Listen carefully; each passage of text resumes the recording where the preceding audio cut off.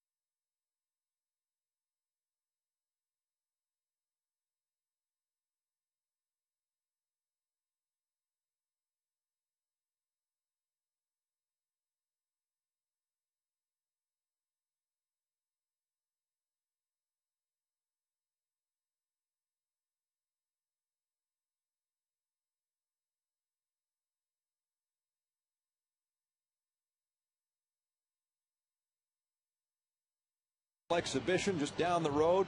Featured the Labor Day weekend air show. Speaking of, here are the high-flying Yankees. They've scored more runs than anybody in all of baseball. Hit a ton of home runs, and right now lead the Blue Jays by 26.5 games. They're #1 in the American leagues. And here is the lineup for the Yankees tonight as Johnny Damon replaces Derek Jeter at the top of the order.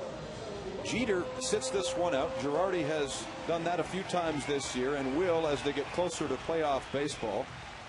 Eric Hinske right behind him. And note the career numbers for Derek Jeter against Johnny Damon, a .356 average. As you see, Eric Hinske gets the start in right field. The former Blue Jay will bat second and go up against an old friend in Roy Halladay, who makes his 27th start of the year.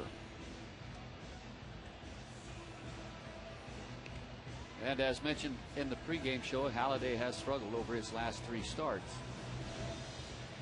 Overall, the numbers still very good, but he will need to be sharp this evening against this Yankee ball club. He took the loss on Sunday at Fenway Park and lost to Tampa Bay in the start before that, Boston before that, so he's in dire need of a victory, and here's his scouting report. Very good cutter and sinker, and a good overhand curveball. And he has command problems recently, and that is the reason why he has struggled. Defensively, for the Blue Jays this evening, it'll be Inglet in left, Wells in center, Snyder in right, McDonald at third, Scutaro at short, Hill at second, Millar at first base. Barajas does the catching this evening, and Roy Halladay the pitching. And Joe Inglet in left field this evening, very versatile player, and has done a nice job defensively wherever he has been asked to play. The Blue Jays tonight on Flashback Friday have their powder blues going against the gray road uniforms worn by the New York Yankees. And Johnny Damon is the leadoff hitter as Halladay greets him with a strike, and it's time to play baseball here in Toronto. So glad you've joined us. I'm Jamie Campbell with Rance Mulliniks and Sam Cosentino. There's Damon batting .291, and that pitch inside 1-1. As you saw, his career batting average against Halladay is .356. He has 32 hits against Doc. That's most of any player all time. And he slaps that one foul, finding himself behind in the count 1-2.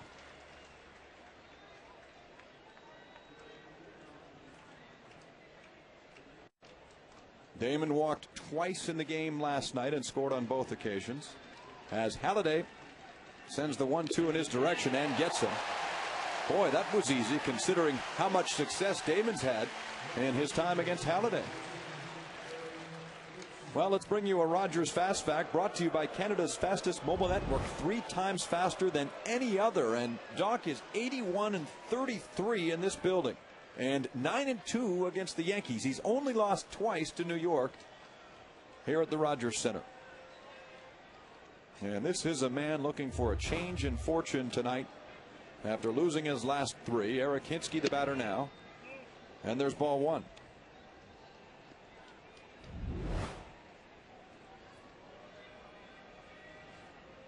Hinske was acquired from the Pirates on June 30th.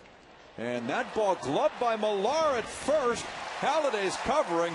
And what a nice play by number 15 as he prevents Hinske from getting a base hit. Outstanding play by Kevin Millar. Ball was hit very hard. Looked like it hit in the heel of the glove, but he's able to corral it and get the out. And Halladay always does a very good job of getting over to first base.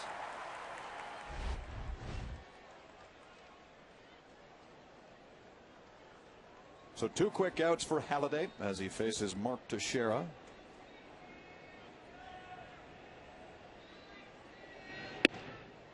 Strike 1.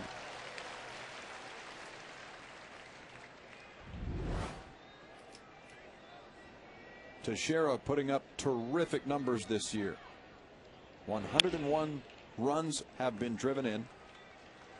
In fact, he's one of only 4 players in the big leagues who has at least 30 home runs and at least 30 doubles. The other 3, Ryan Howard of the Phillies, Albert Pujols of the Cardinals, and the Angels, Kendry Morales, who's having a surprisingly good year. 2 strikes on Teixeira, and that's in at the ankles. 1 ball, 2 strikes, as we are just underway here at the Rogers Center.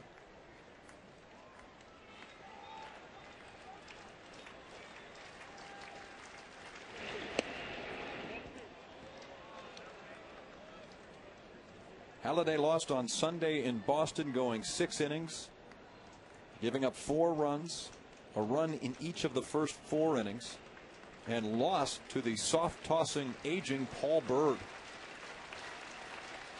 On the 2-2, he's got the breaking ball, and that's a beauty. Strike 3 called, and down goes Teixeira as Halladay gets himself a 1-2-3 start.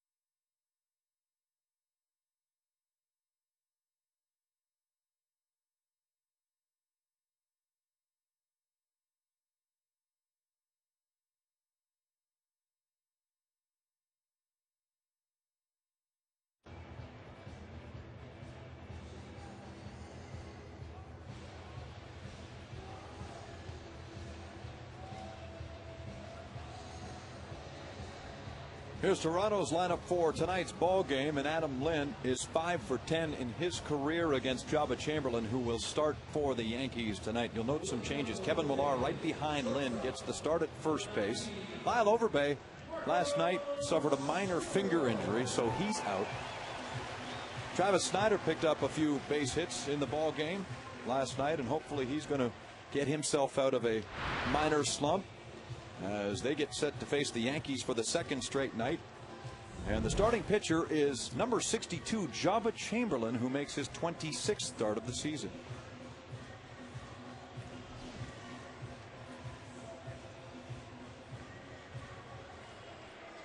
Chamberlain's just 23 years of age. Drafted in 2006. 41st overall. He was a supplemental pick.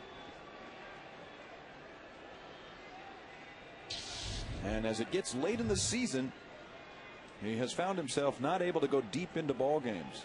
Just 3 innings of work in his last start against the Chicago White Sox. So here's Marco Scutaro leading off, and Scutaro fouls away the first pitch. And speaking of slides, Scutaro right now is on a season high 0 for 16 run.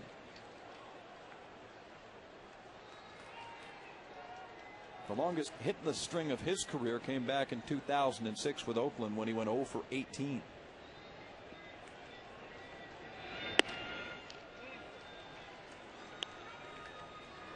It appears that Marco Scutaro may be a little bit tired. His bat just hasn't looked as quick over the last 3 or 4 games. Here's the 1-1 pitch. And that's a breaking ball that catches the strike zone. The last time Scutaro had a base hit, he led off the game on Monday in Texas, that 18-10 victory with a first inning single. Since then, feathers. Behind in the count here as Chamberlain kicks, and a tapper back to the mound, charged by the pitcher. He fires a bullet to first and gets Scutaro. The stretch now 0 for 17. Defensively this evening for the Yankees, it'll be Damon in left, Cabrera in center, Hinsky in right, Rodriguez at third, Pena at short, Cano at second, Teixeira at first. Posada does the catching, and Joba Chamberlain on the mound. And Melky Cabrera, outstanding defensive center fielder, has tremendous range. It's great jumps, great routes, and there are many who feel that he is not far from a Gold Glove. Here's Aaron Hill now.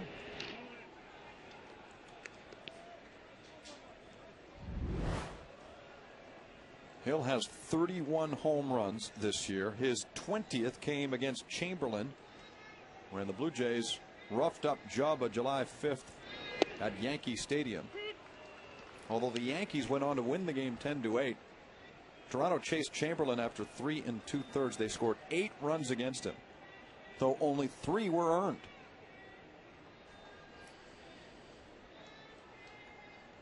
The 1-1 pitch socked foul and out of play.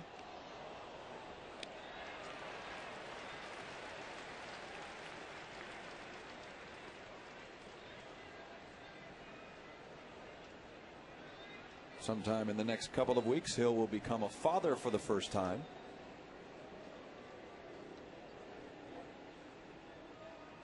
So he's all smiles these days. Here's the 1-2 pitch, and he lines this shot to right field. Well hit. Hinsky going back there. He leaps and bobbles the baseball.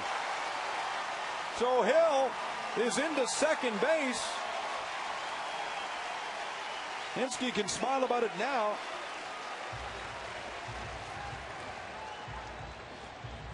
Hinsky had a very good jump, and it looked as if he was going to be able to make the catch without much problem. Probably just needed to take one more step as opposed to stop or pull up and jump, and he would have been able to catch it, but right off the top of his glove.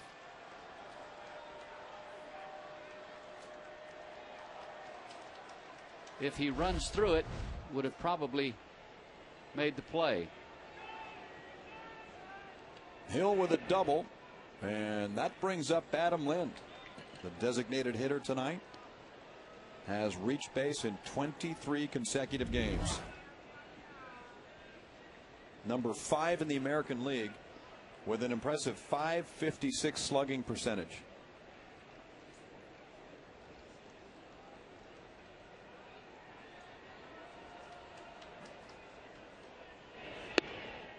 Scott Carson, our statistician, just flashed the numbers. The Blue Jays are 13th in the American League in runs in scoring position.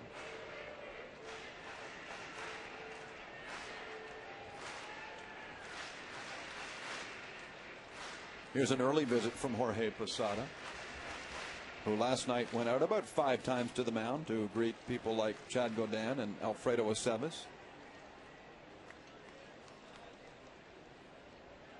2 balls, no strikes. There's Hill at second. And the pitch is low, 3-0.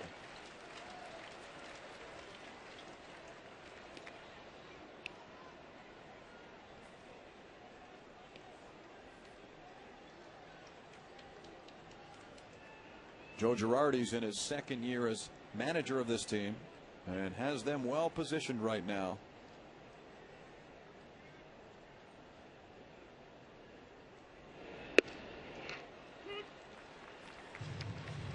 In fact, the Yankees, thanks to that victory last night, have won 7 straight and are 38 games above 500. They took over sole possession of first place from Boston on the 21st of July and have not looked back. There's Chamberlain looking back at Hill and then delivers the fastball that's fouled away.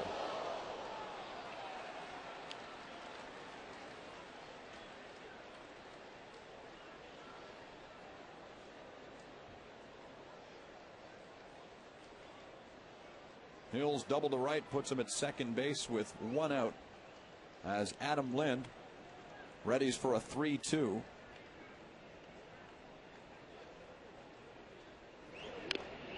And it's fouled away. Consider that Lind leads the major leagues with 68 two-strike hits this season. That's an impressive statistic. It's very impressive, and it's just simply because he stays back and waits so well. And he handles the ball out over the plate and away from him about as well as anyone in the league. So he fouls off the last 3-2, and this one is hit hard to right field, and it's over Hinsky's head off the wall. Hill had to wait to make sure it wasn't caught. He streaks home. The Blue Jays lead the Yankees 1-0 on an RBI double by Lind.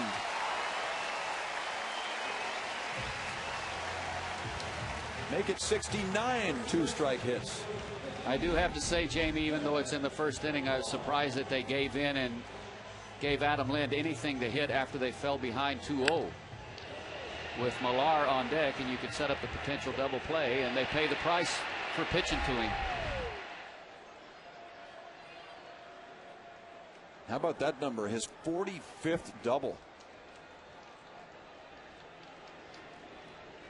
What a season for Adam Lind as Kevin Millar takes strike one. Millar hitting fourth tonight, playing first in the absence of Lyle Overbay, who's got a minor finger injury.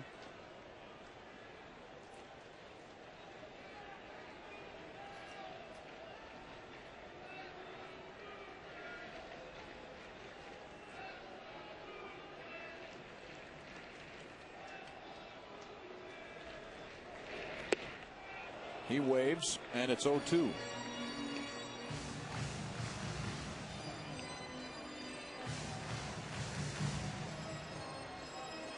Chamberlain hasn't won a game since the 6th of August when he went 5 innings against the Boston Red Sox at Yankee Stadium and left leading 11-4. The Yankees provided him with a ton of support. Here he's 0-2 against Millar, and the pitch, and he goes.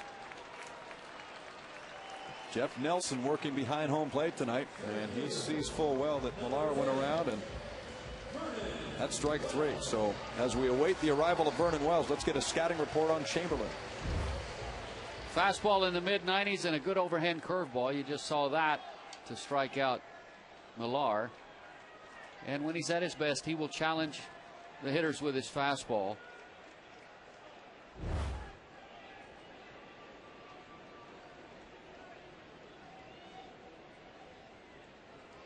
So here is Wells then, with Lind at second base. Now 2 away, and this is grounded to short, and it's right through the wickets. Lind comes in easily to score, and that kind of thing bit the Blue Jays last night. Here, it bites the Yankees.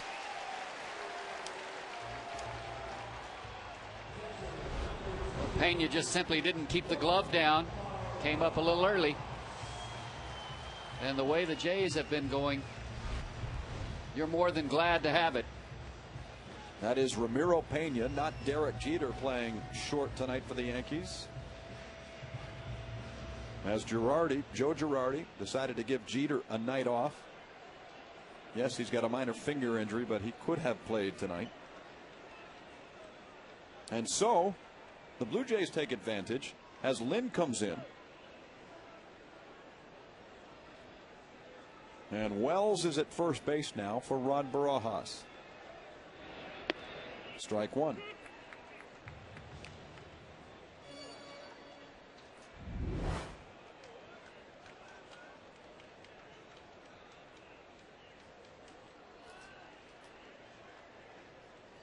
Barajas has 60 runs driven in this year. And that is 4th best among American League catchers. He drops this one in center field. Wells stops at second. The line continues to move for the Blue Jays, and they've got their 3rd hit of the ball game.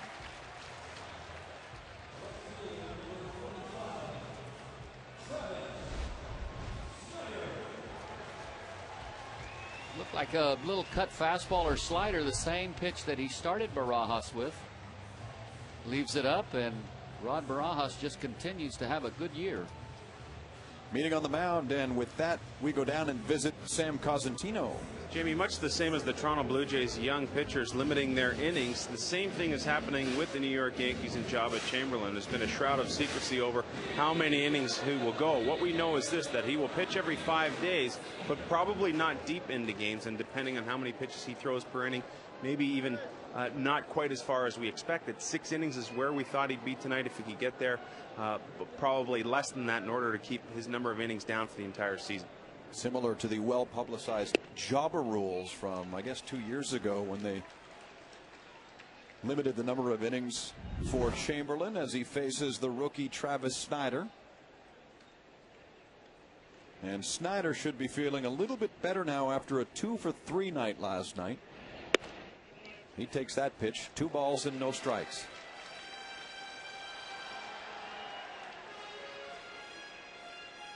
He blooped a single in the 4th inning off Chad Godin and then doubled against Alfredo Aceves into center field in the 6th. The 2-0 swung on and missed.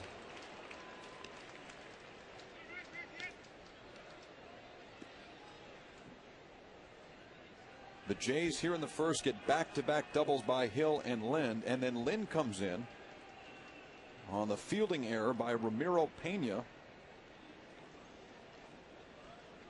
2-0 in favor of Toronto.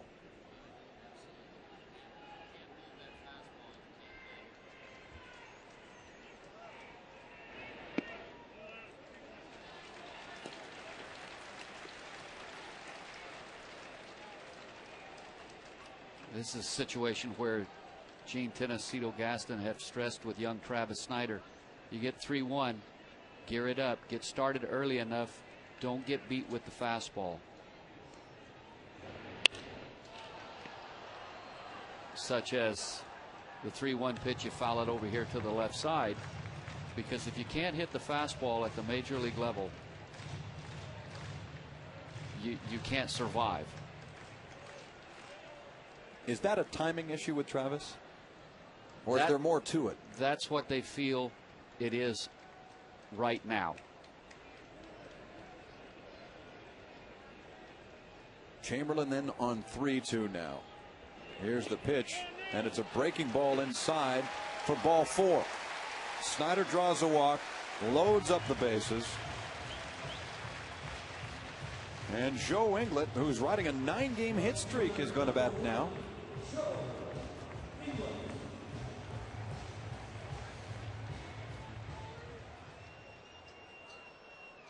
I think we've seen in the past, late last year, early this year, that Travis Snider can hit a major league fastball. He has it, but he's struggling hitting one now. He is, and at times he's shown that he can catch up with the real good fastball, but this year not consistently. Here's Inglet, and he pops this one up into left field. Damon comes charging in and makes the catch on the run. The side is retired. The Blue Jays lead 3, but they score twice, and they're aided by some shoddy New York defense.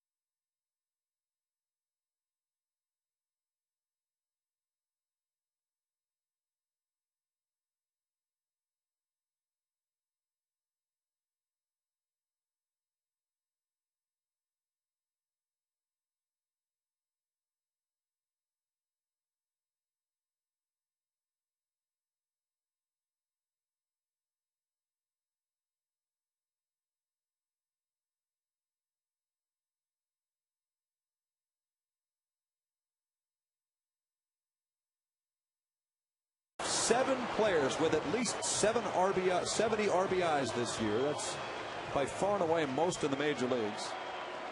In fact, the Yankees have scored 747 runs this year. The only team in the major leagues even remotely close are the Los Angeles Angels, and they're 26 runs behind. That's 5 or 6 games worth of runs. As Alex Rodriguez, who last night practically mugged a police officer, is up there hitting for the Yankees. He leads off the second inning against Roy Halladay.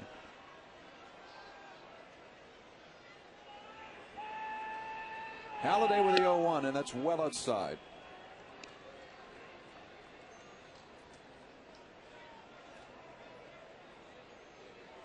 Roy won the last Blue Jay game ever at old Yankee Stadium about a year ago, August 31st of last year.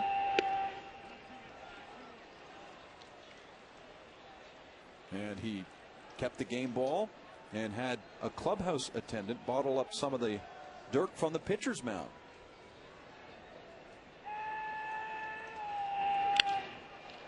This is popped up, and Millar can see it at first. He shuffles his feet to the left, makes the catch, and takes care of Rodriguez.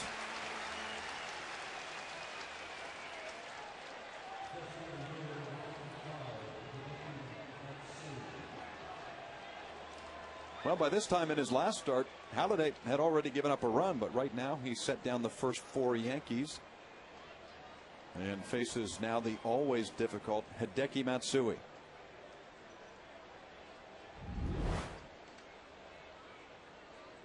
Matsui right at 100 hits on the year. That category among Yankees is led by Derek Jeter, who has 178. Jeter not in the lineup tonight.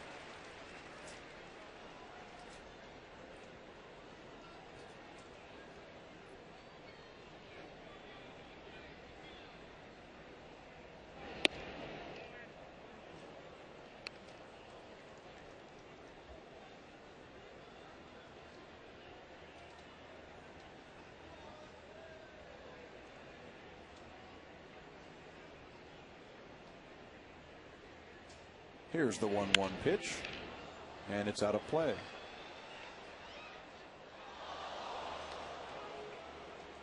Matsui, the type of hitter, he's a professional hitter.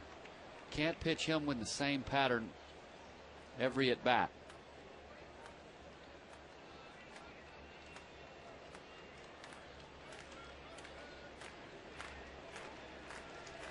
He makes adjustments very quickly.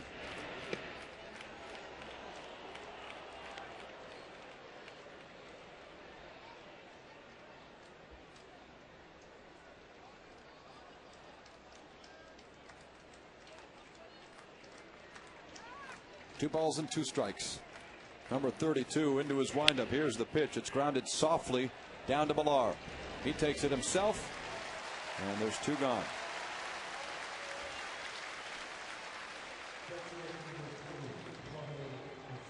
So here comes Jorge Posada, who last night in the 9th inning against Jason Frazier hit his 20th home run of the year and became the 7th Yankee to hit the 20 home run plateau this year. And that ties a major league record held by 3 other teams, including the 2000 Blue Jays. The next closest to 20 home runs for these Yankees is Derek Jeter, who has 17. So if Jeter hits 20, they'll break that record as Posada takes a strike.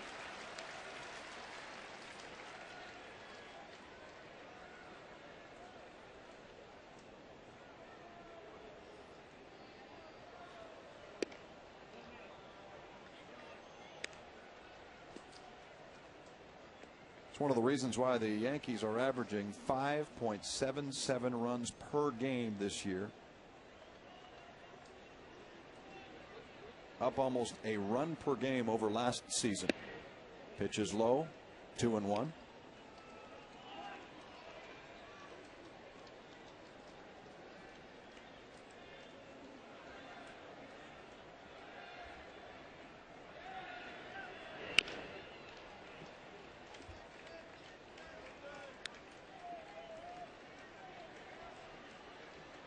So far tonight, Jamie, Halladay has been sharp. He's only missed his location one time. That was the 2-1 pitch to Alex Rodriguez that he popped up. Aside from that, he's been spot on. 2-2. Strike three called, and that's it for Posada. He goes down looking. Halladay walks off with a 1-2-3 seconds. 6 up, 6 down for Doctor.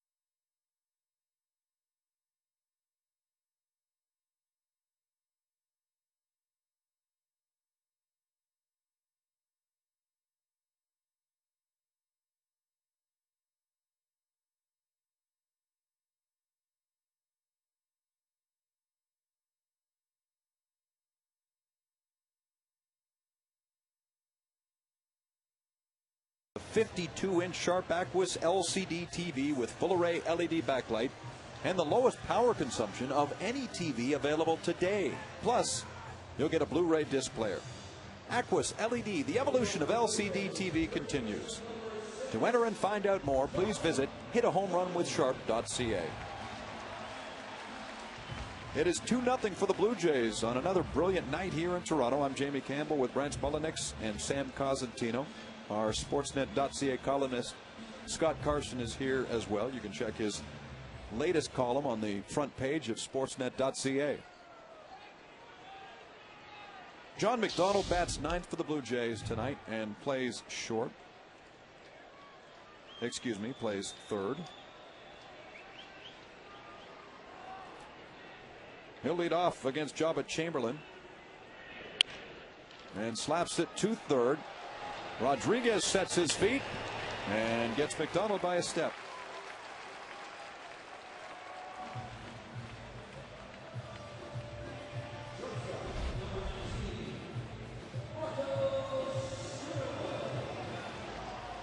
Take a look at the arm strength of Alex Rodriguez.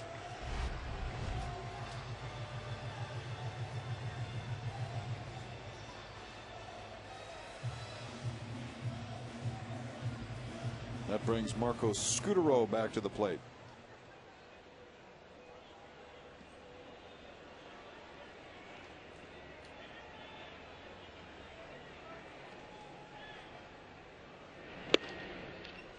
Strike one.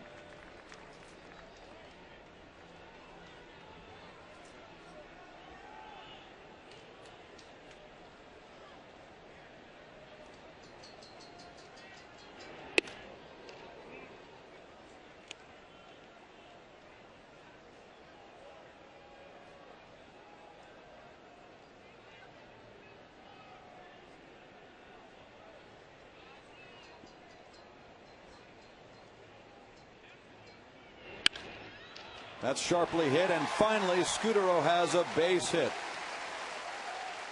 So he breaks out of an 0 for 17 slump with a base hit to left field.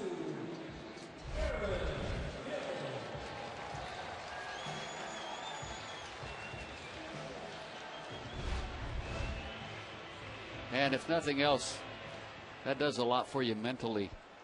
Help you relax a little bit. Now you've got a base hit in the ball game. Now you can work on number 2.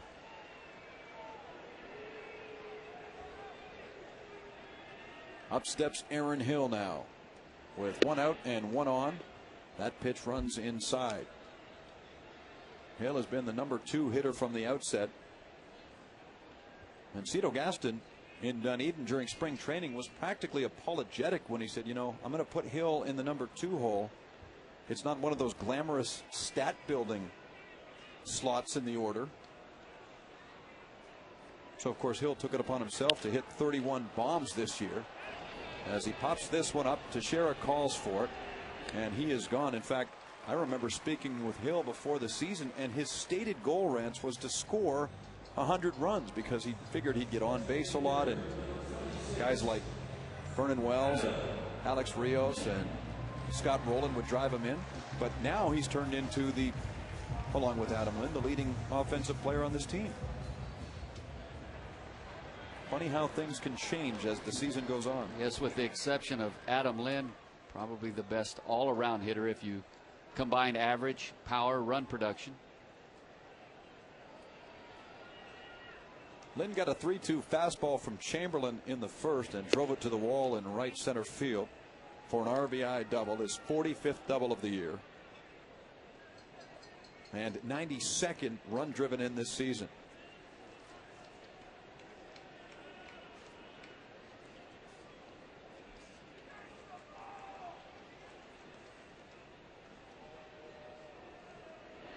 Breaking ball hit hard to right field, a base hit for Lind.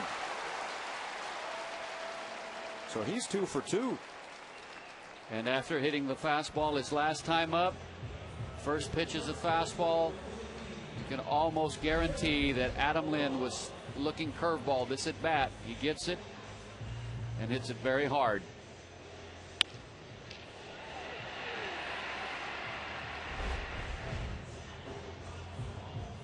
The man standing with Lind down there at first base is Dwayne Murphy, and do not underestimate the importance of Murphy in Lind's life. Adam told me a couple of days ago in Texas that that man has been a major influence on him, both offensively and defensively. Murphy was a 6-time Gold Glove Award winner when he played the outfield with the Oakland A's.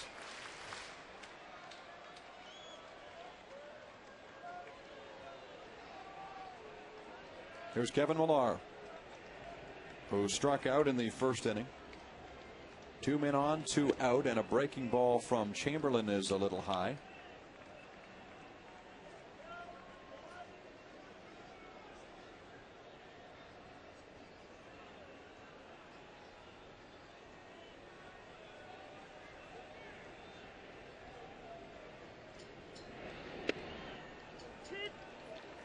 Millar clearly didn't like the bat he used in the first inning to strike out because he's changed it. The bat he had in the first inning was all white. This one has a black barrel. Trying something new. Hits it in the air.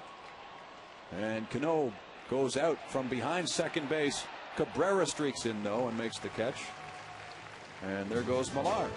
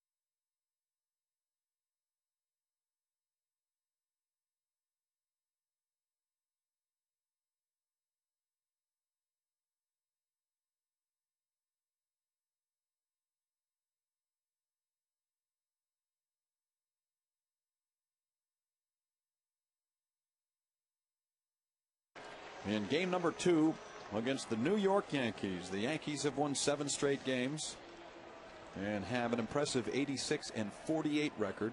The Blue Jays have dropped 4 in a row. But right now, as we hit the 3rd inning, they lead 2-0. There's Robinson Cano, and there's strike 1. I know it's an early sample, Rance, but Roy Halladay looks like he's got his groove back. Well, again, he's just missed his location as far as in the middle of the plate goes one time tonight. That's slapped down the left field line, and it twists out of play and traveled a long distance too.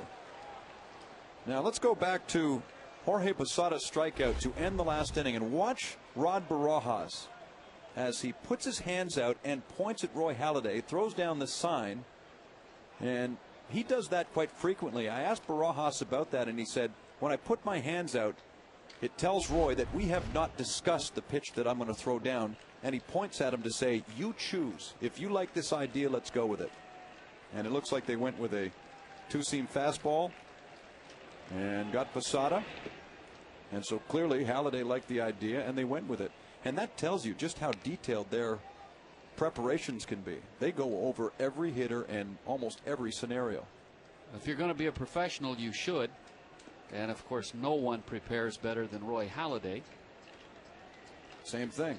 And it was a good call by Barajas. He started that 2-seamer off the plate and brought it right back to the corner. And there's a broken bat roller to Hill. That pitch worked out as well. And it's one of the things that Halladay likes about working with Barajas is that Barajas freelances from time to time. They ad-lib. You know, if they're not sure what they want to do in a certain situation, Barajas will make a suggestion and Halladay's free to shake him off. And maybe sometimes Rod gets playing a hunch. Maybe he has a feel that a certain pitch is a good one to go to. But ultimately that man makes the decision. There's a strike to Melky Cabrera, and things are going swimmingly right now, as 7 straight have been retired. Here's the center fielder Cabrera.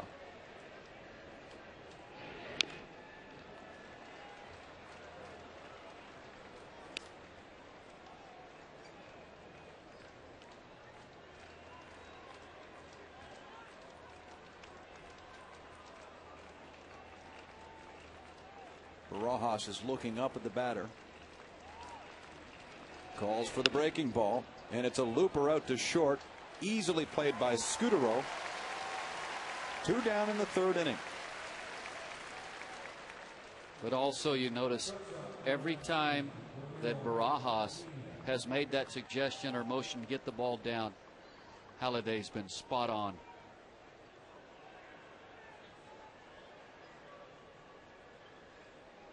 Eight up, 8 down.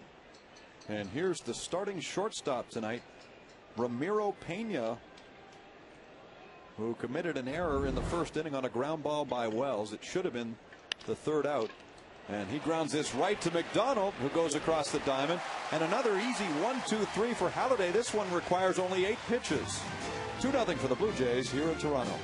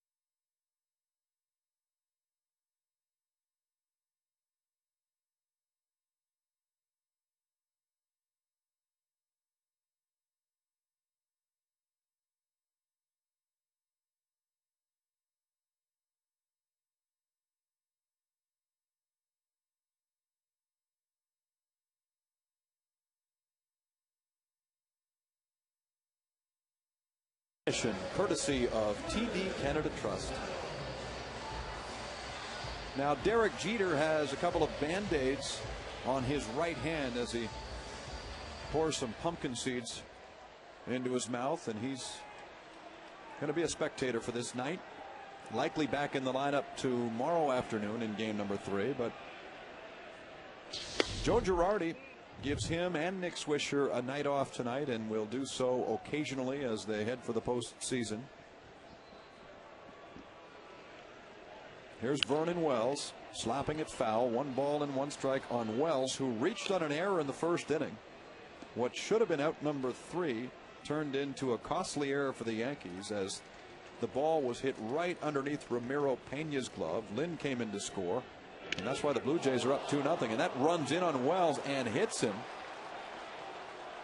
He took a glance over at Chamberlain on his way down to first,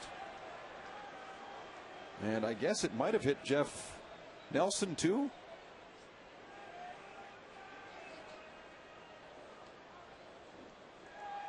In fact, Nelson got the worst of it. He might have hit him on the forearm or the elbow, or just above the elbow. I've been hit there with a pitch before. That hurts.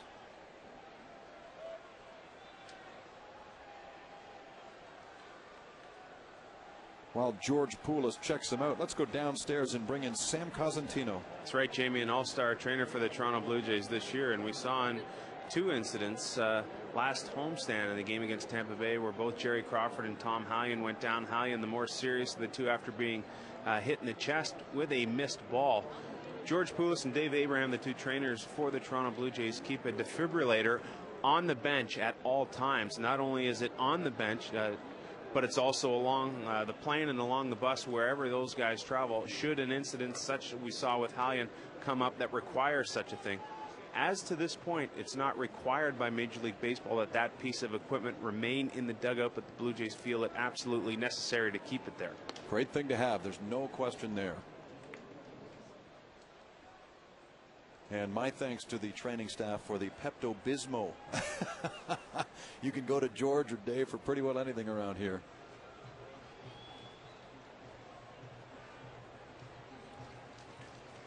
Good men to have around, and as Sam touched on, Poulos was invited to work with the American League team at the All-Star game this past July in St. Louis.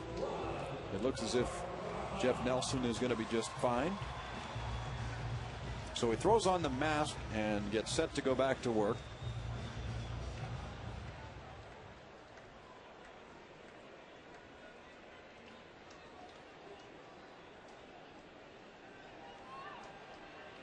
Here's Rod Barajas. Wells inching out from first as Chamberlain comes to the plate and runs it inside.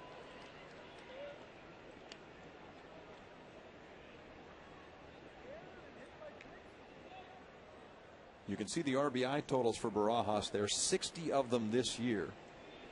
4th best among catchers in the American League. Jorge Posada is the leader in that respect. Joe Mauer of Minnesota and Kurt Suzuki of the Oakland A's are 2 and 3. And there is Barajas in 4th. Having a terrific year as he heads for free agency. Wells with a foot on the turf. And there's ball 2. That draws the oohs and the ahs from the crowd here at the Rogers Center. There was no intention by Chamberlain either with Wells or Barajas. In his last 3 starts, he's really struggled with lack of command, and that's been the case here so far tonight.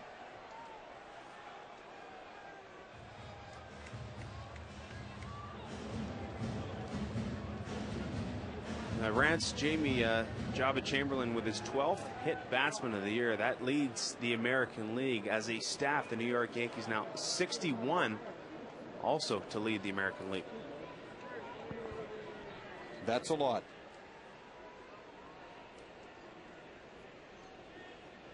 The Blue Jays pitchers by comparison have hit 46 batters all year long. And Chamberlain, without question, Rance, is struggling a little bit here. 3-0 on Barajas. There's Wells at first base.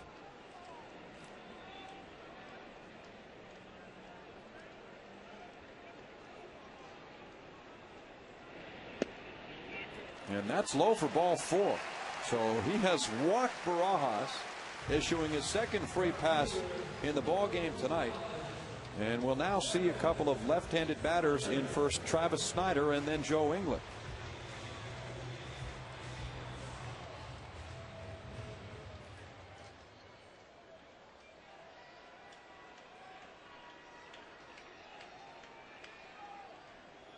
And Snyder scored himself a base on balls in the first inning as the Blue Jays brought 8 hitters to the plate.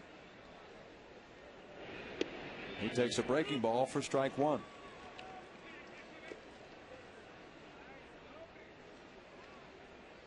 And if you're Travis Snyder, don't let that curveball talk you into anything. If you went to the plate to hit the fastball, stay with it till you get to 2 strikes. That's tapped in front of the plate, and it rolls to the left side of the line, so it's a foul ball. And now he's on 2 strikes.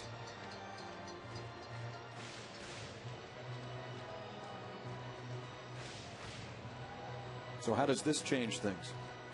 It changes things. What if he sees that curveball again? He's just, at this point now, he has to look fastball first and try to adjust. Hope that if they go with the curveball, that they make a little bit of a mistake with it, maybe leave it up so you can see it, possibly make the adjustment.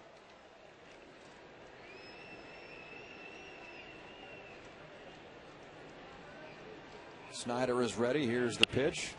And it's nubbed down the line, and it kicks to fair ground, but then foul just at the last minute. Just at the last minute.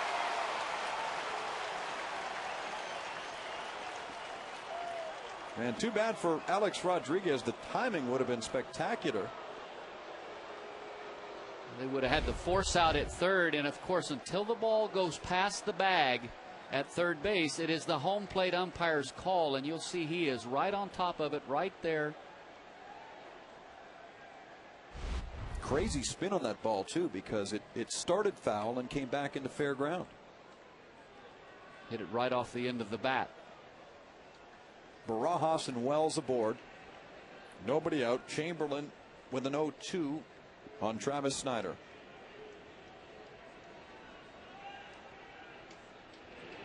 Fastball, and he swung late. So down goes Snyder, strike 3. And that's the first out.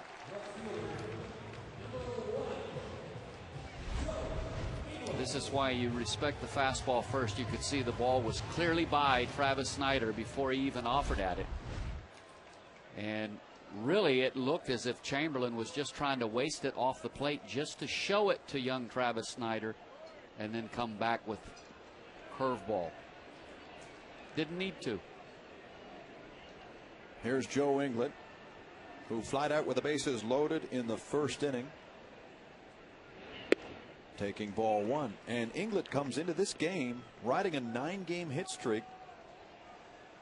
A hit streak that has in fact spanned a demotion to the minor leagues.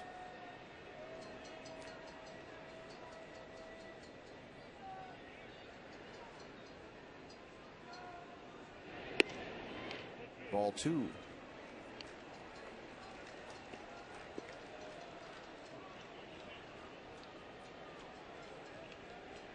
Inglet is the left fielder tonight as Adam Lynn moves to DH.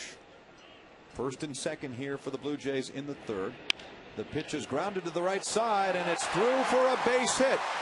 Wells heading for home. He scores. Inglet's hit streak is alive and well, and the Blue Jays lead 3-0.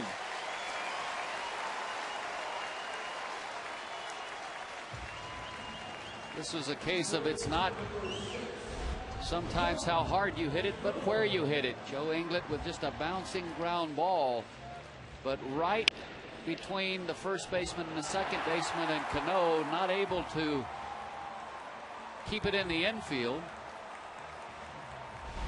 And Wells, with his speed, scores easily from second base.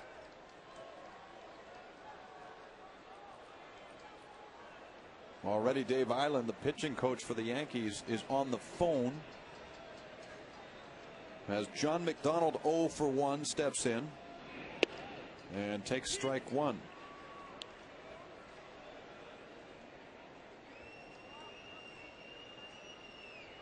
Inglet's hit streak is now 10 straight games. That's a new career high.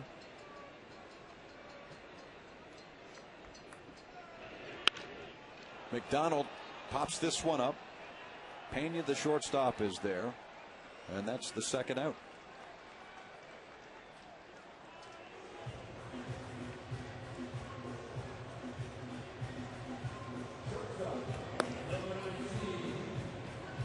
There's Mark Melanson, the right-hander, warming up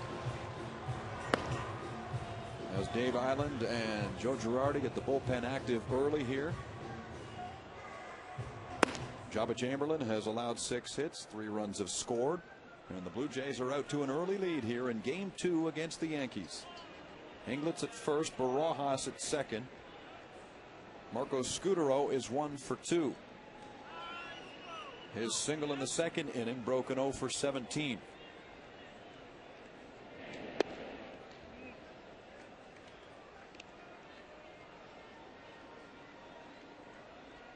Short outings have been commonplace recently for Jabba Chamberlain. He went only 3 innings in his last start against the Chicago White Sox, 4 innings in the start prior to that against the Texas Rangers, 5 innings in a loss in Seattle in the one just before that.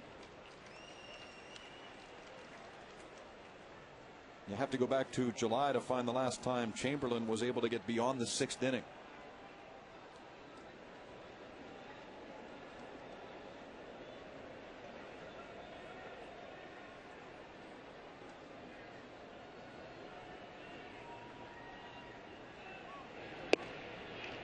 Strike one on Scutaro.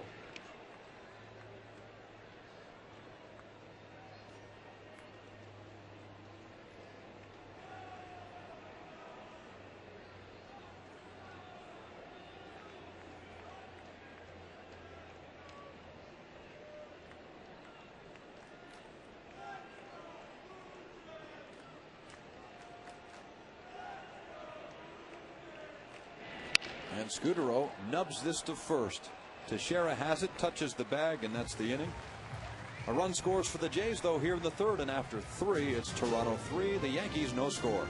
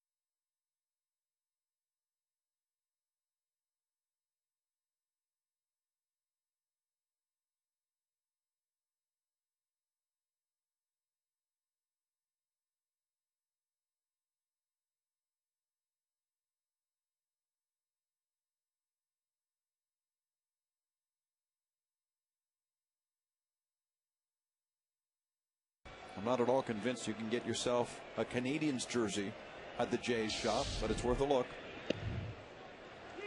Roy Halladay has been perfect so far. 9 up and 9 down as he faces the man who has been the most successful in the big leagues against him, Johnny Damon. 1 ball and 1 strike.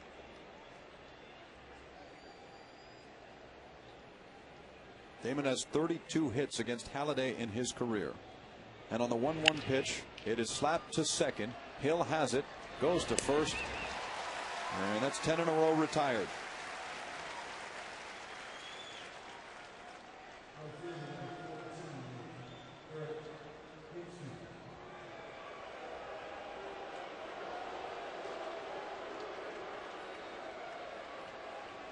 Yet another frosty reception for Eric Hinske.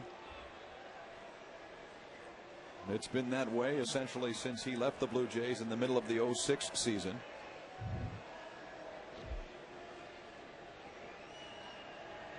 And you talk about making a good first impression. Hinske, after he was acquired from the Pirates in late June, hit 5 home runs in his first 20 at-bats with the Yankees. He's almost become, or maybe he is for the fans here in Toronto and Canada, Jays fans, the A-Rod, so to speak, for the Jays. Or lightning rod, too. Lightning rod, I guess. There's a strike. Like, it doesn't matter what A-Rod does. It seems it's never going to be good enough in New York. Nope. Until he wins or is part of a World Series winning team. And then maybe things change. Yeah. This one flied to left field. Inglet comes a long way and makes the grab. Boy, it looked like just a lazy fly ball, Rance, but Joe Inglet has to huff and puff and get his way there. Due to his defensive positioning, he did have quite a way to go to get to the baseball, but was in the air for quite some time, and he was able to easily make the play. Roy Halladay has thrown first pitch strikes to 8 of 11 batters now. And with Mark Teixeira coming up, the defensive alignment for the Blue Jays changes dramatically.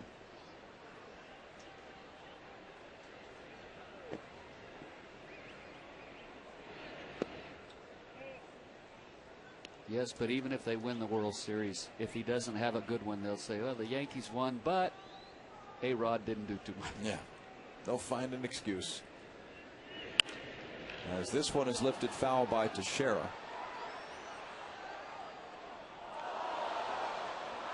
With the switch hitting power bat of Teixeira up there, you've got John McDonald, the third baseman, who is back of second base.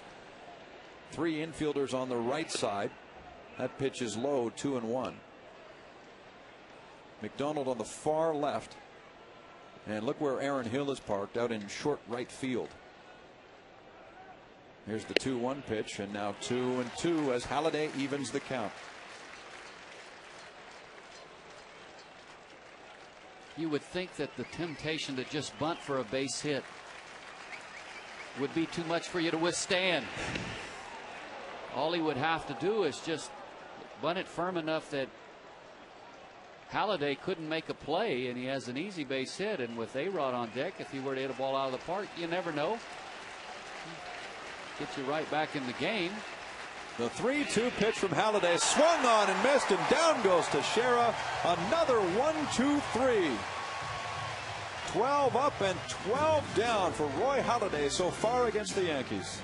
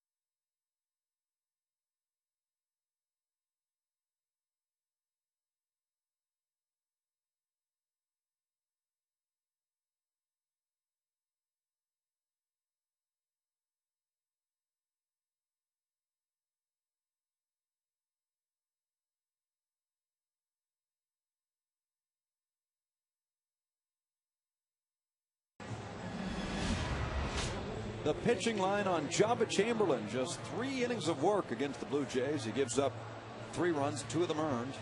And his night comes to an end. They chase him early. And that's been a trend the last little while for Chamberlain.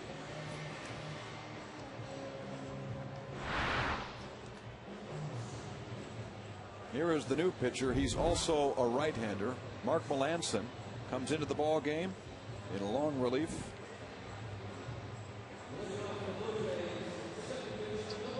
Made his major league debut earlier this year and was just called up from their AAA affiliate in Scranton Wilkes-Barre prior to Tuesday's game in Baltimore. I'm surprised, Jamie, that they took Chamberlain out of this ball game so quickly. His pitch count, he threw a lot of pitches for just the 3 innings of work, but still not up anywhere around 90 to 100 pitches. And maybe Joe Girardi feels like he just doesn't have it tonight. Halladay looks very sharp, and we just can't afford to stay with Chamberlain and give himself a chance to maybe work some things out and get settled in. The sign says the Jays are winning this one 3-0. And before Hill bats, let's get a quick word from Sam Cosentino. Well, Rance, I think the situation is obviously they want to limit Chamberlain's innings. And the way they were going about it before was skipping starts and missing turns. Chamberlain is a guy of routine. He likes to pitch every 5th day. So what they've done is allowed him to do that, but pitch fewer innings per start. I don't think they're necessarily concerned about wins and losses other than limiting the innings and obviously having him ready for the postseason. If you go back to the Boston series, the Jays had a couple of guys get hit. One got hit in the head. We've seen this on occasion tonight, and at some point you got to let the other ball club know that it's not going to be tolerated. Again, go ahead, James. We saw a little bit of it in Boston, specifically in the Josh Beckett game. Yeah, when Marco Scudero was hit in the head, Barajas brushed back a couple of times. I'm not saying you have to hit anybody, and most certainly you don't want to throw at anybody's head. But at some point, you've got to let the opposition know that it's fine to pitch inside. Everybody has to do it. But you're going to be responsible pitching inside.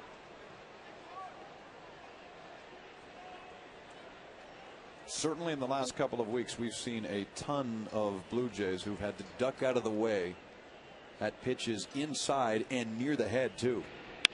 As that is grounded to Rodriguez, who picks it off the turf and throws out Hill. Solid defense at third there.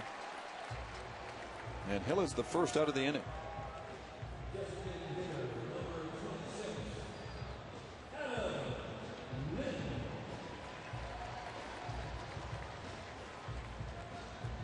Back comes Adam Lind, who is 2 for 2. What a week.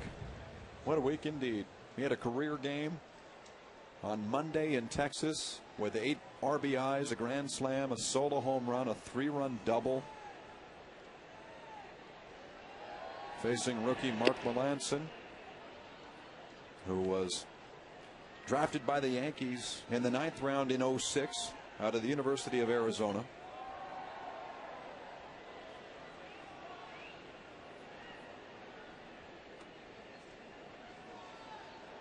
Melanson kicks, and the pitch is right there for strike 1.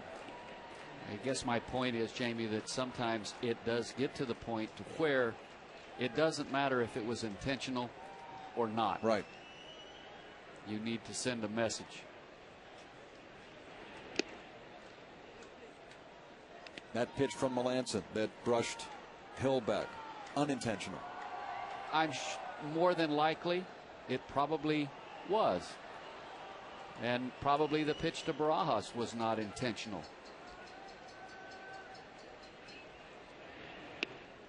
So do you ask Roy Halladay, who seems to be in such a groove tonight, and he's retired 12 in a row, to go out there and maybe brush a batter back? Not right now, because the priority has to be to win the ball game. That's first. Here's a tapper, stabbed by Melanson, and he throws out Lind. And really, pitcher shouldn't have to be told.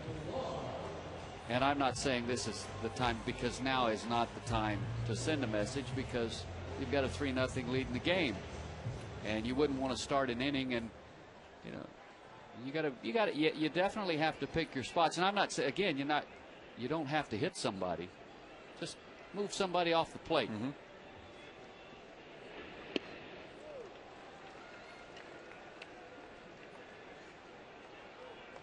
Kevin Millar 0 for 2.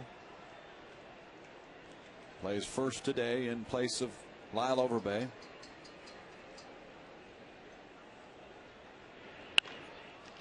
He grounds that foul. And so now Millar, who had a black bat when he flied out in the second, goes back to a white bat here.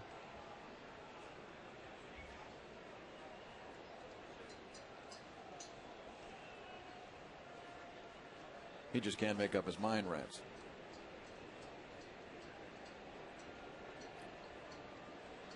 The other two didn't work because he's 0 for 2, and this one right now sees a 1-2 count.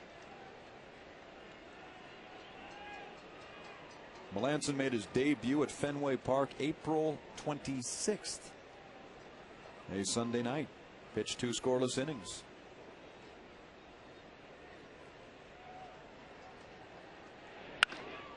This is grounded to Pena, the shortstop. Millar is out at first. And we'll see what kind of bat he uses when he comes up again. 3-0 in favor of the Jays.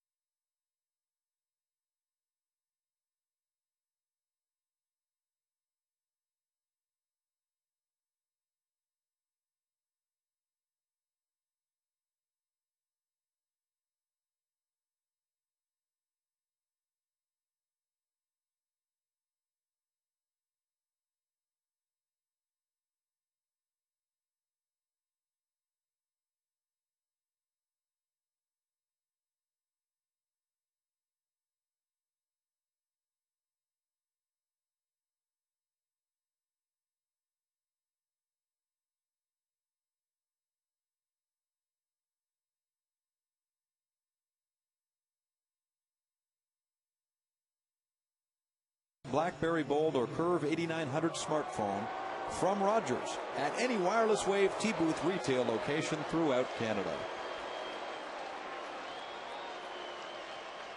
We've got a 3-0 ball game here as the Blue Jays lead the Yankees in game number 2 of a 4-game series, New York's last visit to Toronto this year. Alex Rodriguez is the batter, and he lifts the first one to right field. Under it is Snyder, and that's the first out of the 5th inning. Roy Halladay so far has been spectacular against these Yankees. He has not allowed a base runner. Career-wise, he's 16-6 against New York with an ERA under 3 in 33 starts. He always seems to pitch the Yankees well.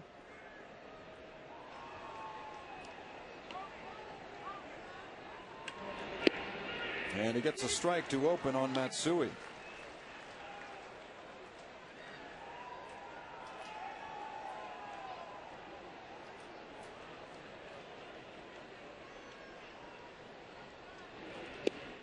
Now 2.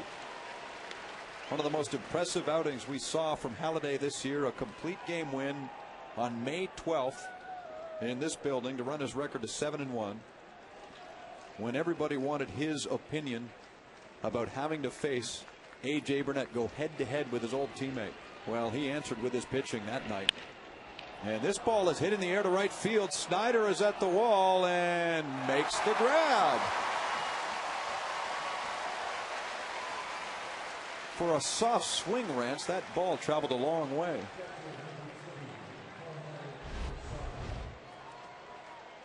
Kept his hands back long enough, but he was fooled. Hit it off the end of the bat. That's the reason it stayed in the park.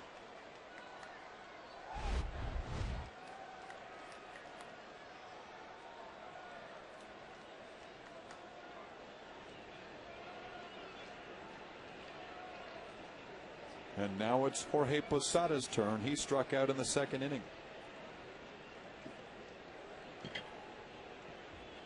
Over his career, Roy Halladay has won 144 games and lost only 74. As that's out of play, one strike on Posada.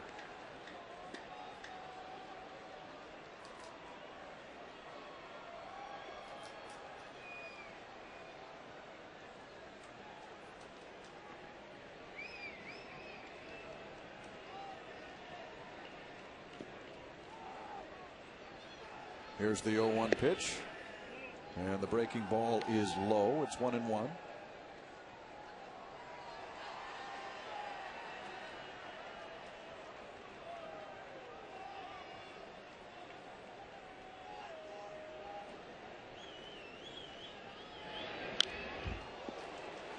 He jams Posada, who fouls it back. A ball and 2 strikes. It's hard to believe this is the same guy who has lost 3 in a row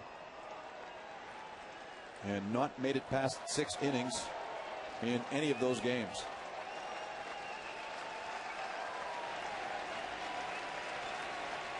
Whatever was amiss with Halladay the last little while is right tonight. The 1-2 pitch, and he almost gets a swing from Posada, who steps away from the breaking ball. 2-2. Well, unless you're just having a all-time career season, everybody's going to hit a bump in the road. Halladay's came in late August, early September, but it looks like tonight he's back on track.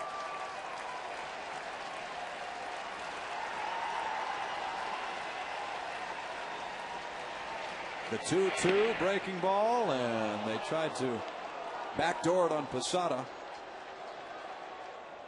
So here's something we haven't seen much of tonight, if at all. A 3-2 count.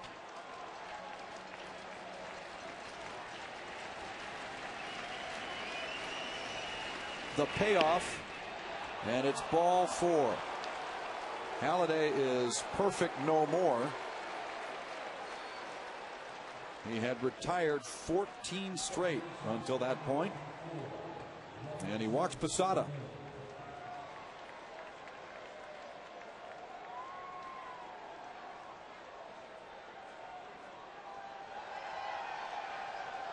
That brings up Robinson Cano, hitting .317.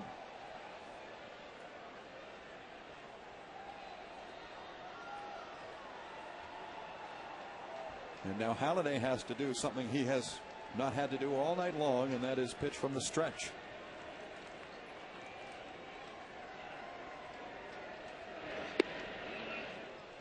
Ball 1.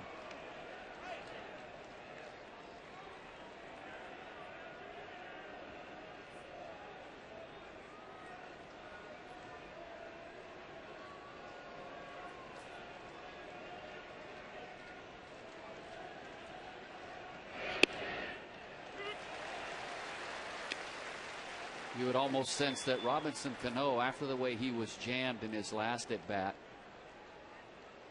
that he's looking in for the cutter in. Halladay ran it in on his hands in his first at bat in tonight's ball game.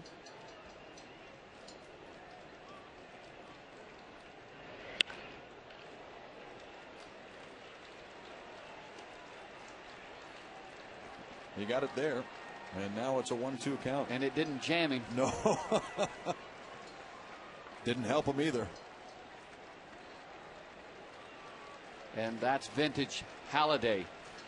He gets it in there to where the only way, if you hit it hard, you have to pull it foul. And you're lucky if you don't sever your bat, too, in the process. 1-2.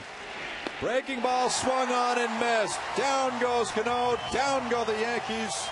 Roy Halladay is a master against New York so far tonight.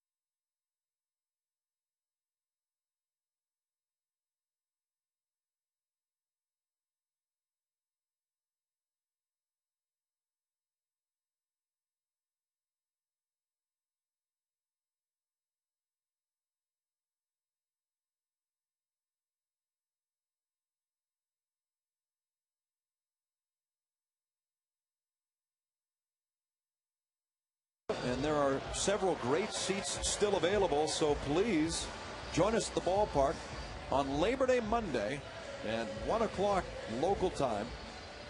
BlueJays.com has tickets. So do most Rogers Plus locations. And if you can't join us here at the park, please join us on television, as we'll have that matchup for you. It's the Twins and the Blue Jays on Labor Day Monday. Spend the day with us, 1 Eastern Time, 10 a.m. Pacific. Bottom of the fifth is coming up with Wells, Barajas, and Snyder to bat against Mark Melanson. The Jays have already successfully chased Jabba Chamberlain. He went 3 innings, allowing 3 runs, 2 of them earned on 6 hits. Wells goes after the first pitch, and it ricochets off the glove of Cano. Hensky comes in and picks it up quickly and holds Wells to a single. But that's Vernon's first base hit of the night.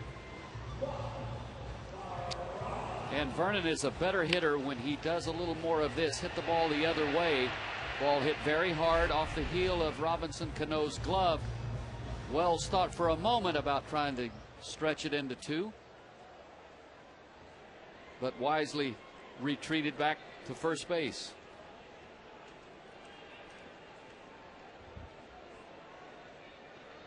Back comes Barajas.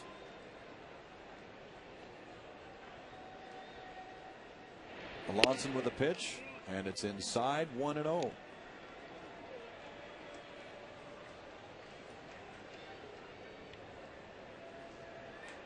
The Blue Jays have lost 4 straight games, so they are 0 for 4 in September. This month did not start well when they lost a doubleheader on the first of the month. And this year against the Yankees are just 3-10 after going 9-9 against them last year. But the Yankees are the class of the American League right now, and they've won 7 straight games.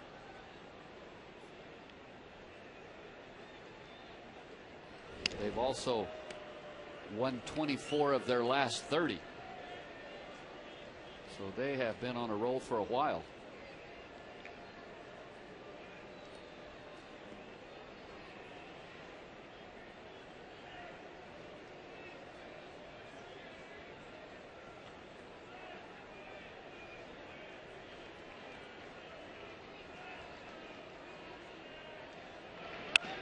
This is grounded to third, taken by Rodriguez. And the aggressive slide by Wells helps prevent a double play as Barajas is at first on a fielder's choice.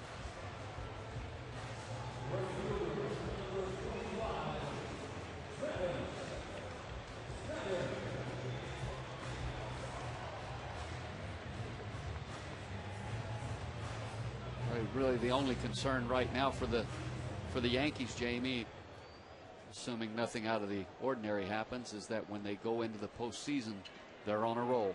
They're playing good baseball.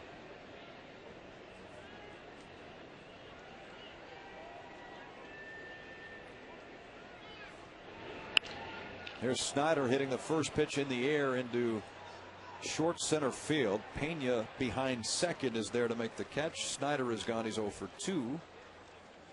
And Joe Inglet will come to the plate now. I was speaking with Rob Thompson, who is the third base coach for the Yankees and a Canadian too. And I said, boy, you guys have an air about yourselves. You carry yourselves like you figure you're going to win every game. And he said even better is the fact that we're all hanging out together too. I mean, this is not a group of superstars that go their own way. They do things in groups, these Yankees. Can that kind of thing translate into wins and losses, Rance?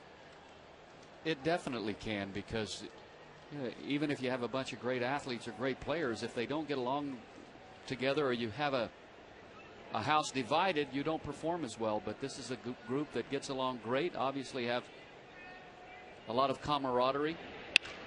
Here's Inglet, base hit to the corner in right field. Barajas heads for third, and now Leyva holds him there. My, oh my, Joe Inglet. He is having himself some fun at the major league level now. He's 2 for 3 tonight. And he's hit safely in 10 straight games. Joe Inglet did a great job filling in for Aaron Hill last year, and again, just inside the bag at first.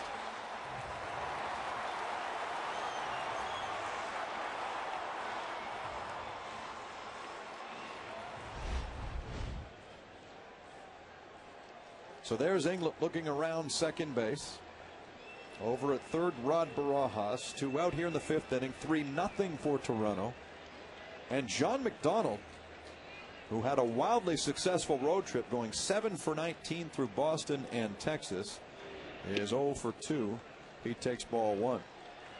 Cito Gaston's last year playing Major League Baseball was 1979 with the Pittsburgh Pirates, a team that went on to win the World Series that year.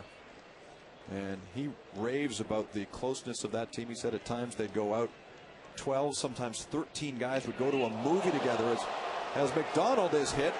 And here we go again, Rance. Pitches running inside on Blue Jays, and this time Melanson tags McDonald. And a great opportunity for Marco Scutaro to make them pay for hitting McDonald, loading the bases, and an opportunity to break the game open and make it a comfortable one, not only for that man right there, but for the ball club. Give you a nice cushion. So a game and a half has been played in this series, and already the Yankees have hit 5 batters. 3 in last night's game, now 2 tonight. And this one loads the bases for Marco Scutaro.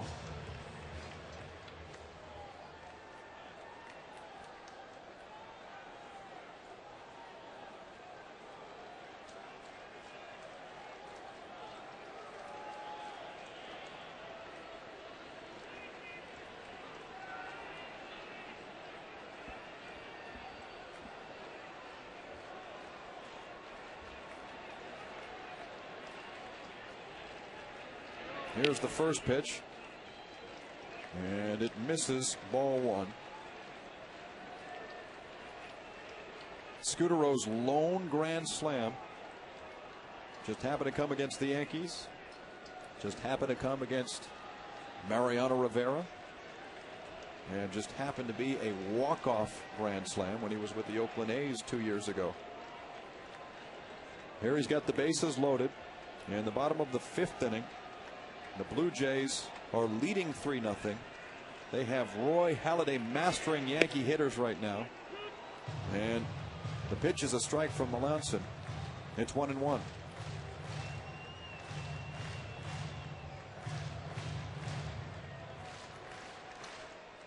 It would be nice for the Jays to give Halladay a bigger cushion to work with.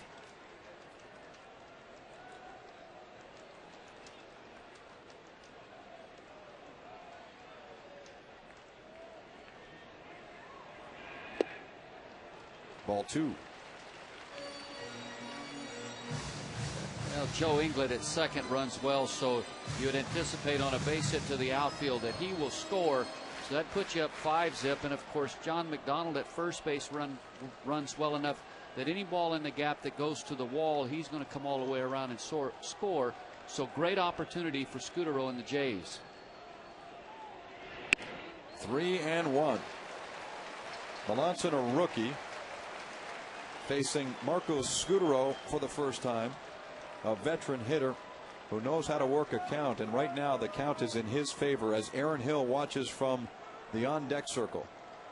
And if you're Marcos Scutaro, now it becomes how comfortable do you feel right now at the plate?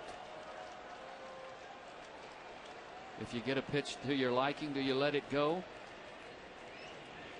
Young man seems to be struggling with control right now. Strike 2. But as we know from Scutaro, he seems to be comfortable swinging with 2 strikes. So there's Barajas at third. The speedy Joe Inglet's at second base. John McDonald was hit by a pitch. He's at first. Marcos Scutaro is 1 for 3. And Mark Melanson is a major league rookie.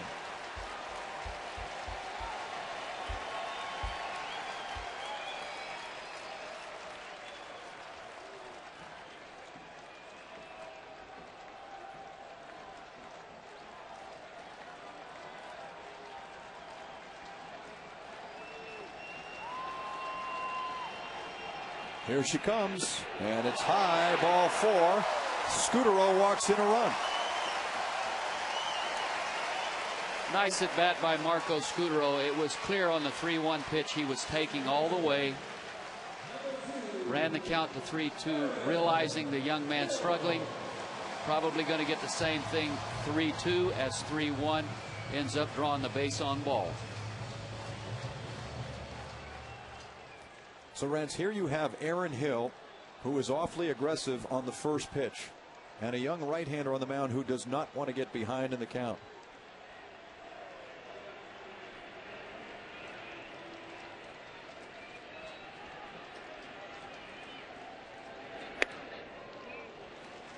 Hill takes, and it's ball 1.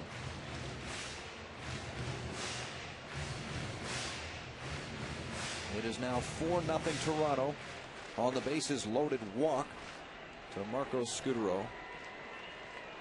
And the way he's struggling, this is where you really get dialed into one speed, one location. Strike 1 on Hill.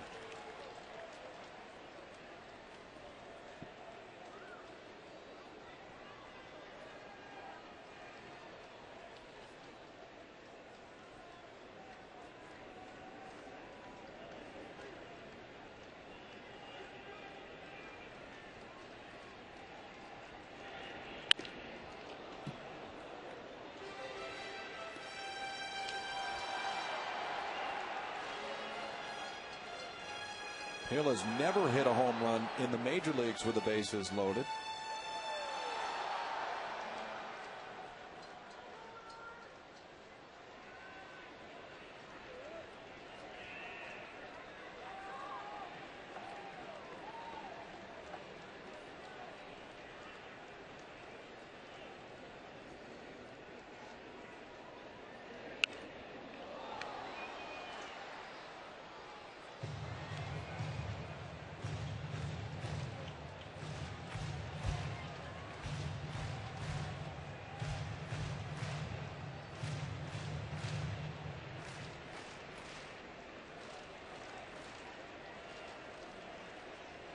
One ball and 2 strikes.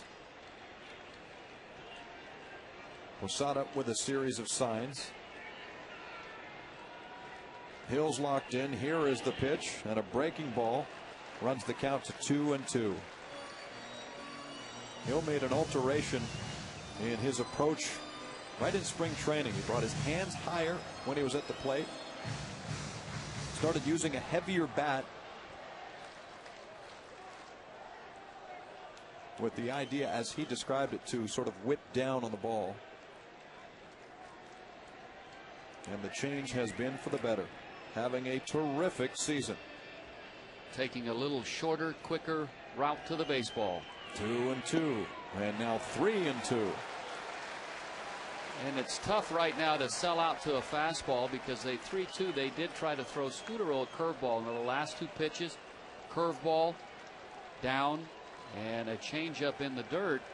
So he hasn't been able to command his off-speed stuff. Inglett's at third after a double and a walk. There is John McDonald. Scudero walked in the fourth run. Hill is facing a 3-2 from Melanson. And here it comes. Swung on and belted to right field.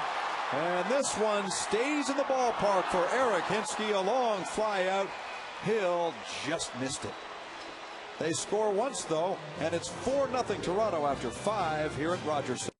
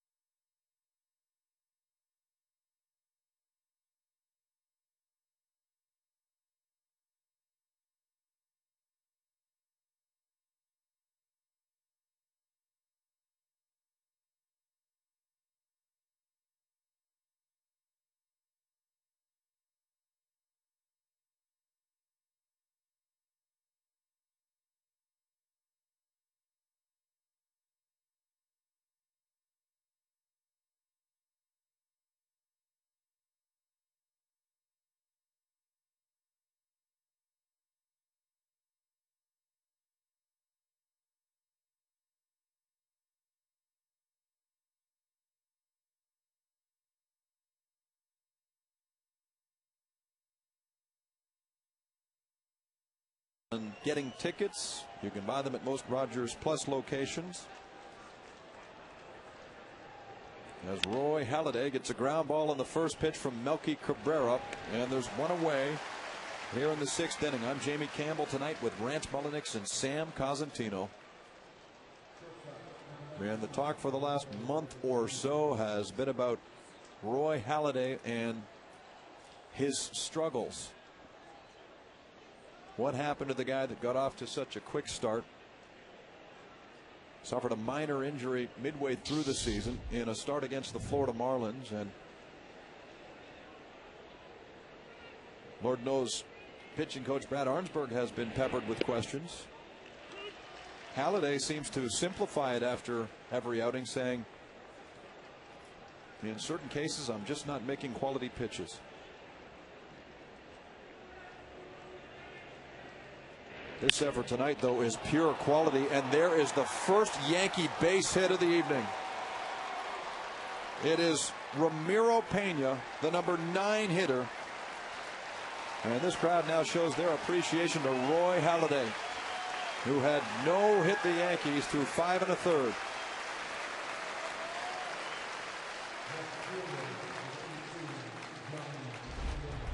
Well, in his first at bat, he hit the ball hard to McDonald at third, and here he, one of the few times tonight when he's tried to backdoor the curveball, really the only time tonight where he's tried to backdoor the curveball, he missed his spot. It ended up in the middle of the plate. The young man hit it hard.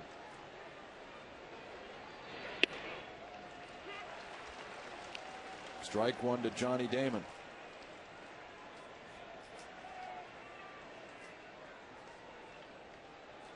Halladay was perfect through the first 4 2/3. He retired 14 straight until walking Posada. There's 2 strikes on Damon. Halladay's making him look uncomfortable.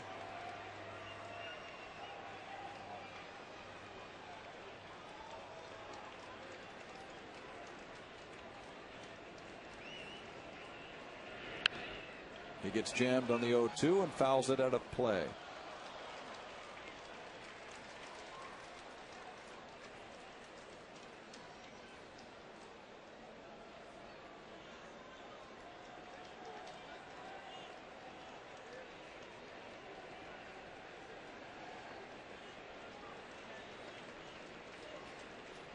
Oh, and 2, and this is popped up.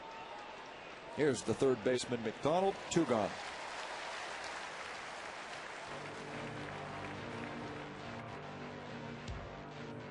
The Jays on Rogers Sportsnet, brought to you by Home Hardware and Home Hardware Building Center. Homeowners helping homeowners.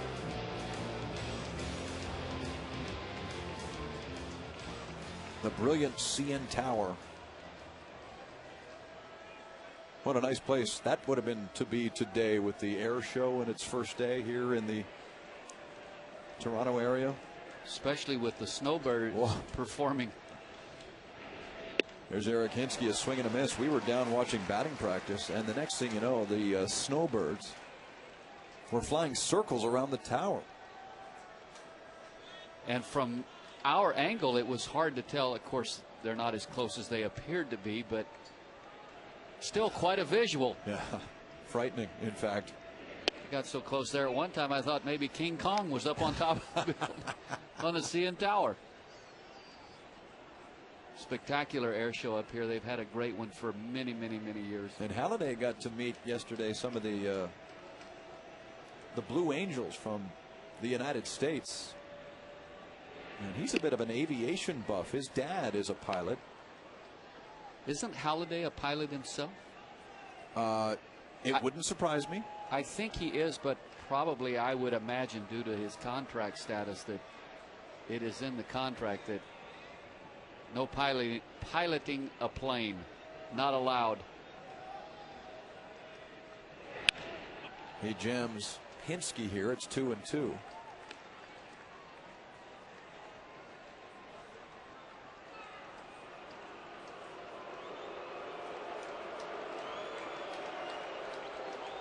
I wonder if Halladay convinced one of the Blue Angels to give him a spin this weekend. Wouldn't that be neat?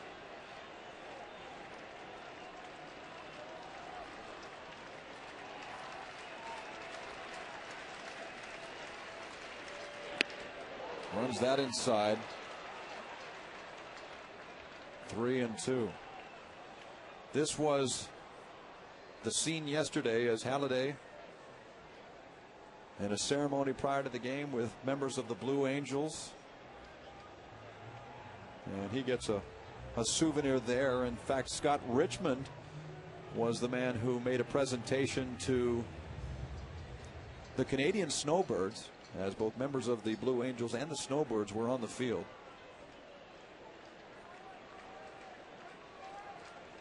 And I would not be surprised, back to Roy Halladay in the game, that he drops a curveball right here, 3-2. That's high, ball 4.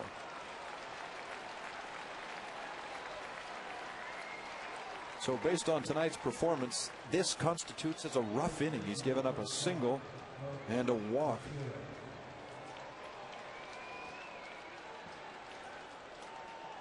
And it brings up Mark Teixeira.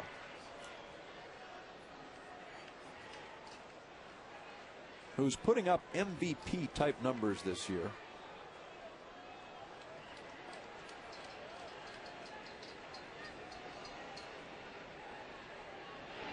You could make the case that he didn't start putting up those numbers until Alex Rodriguez came back from the disabled list, because Teixeira started slowly. In fact, prior to A-Rod's return, Teixeira was hitting $198. But since then, he's hit over 300 with 27 home runs in that time.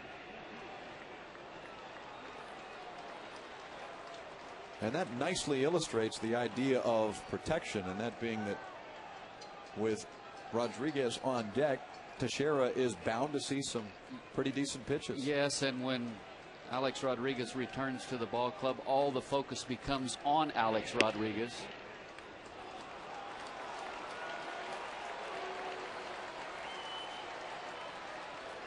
He's the focus of the cameras in the front row now as he limbers up. As Teixeira has run it 3-0 here.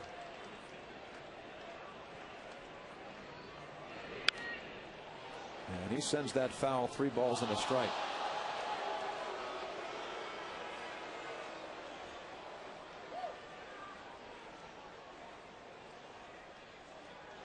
The only man with a base hit for the Yankees tonight was just called up last week from AAA and was a non-roster invitee to spring training. That's Ramiro Pena. He's at second. Hinsky at first. The 3-1 pitch. And Teixeira gets jammed, and look what he does. That's up with the Snowbirds, and it finally lands in the second level. And look at that poor guy with the blue shirt. Down goes the beer. Oh, but he saved most of it, Rance.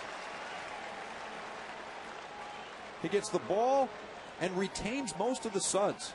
That's pure athleticism out there.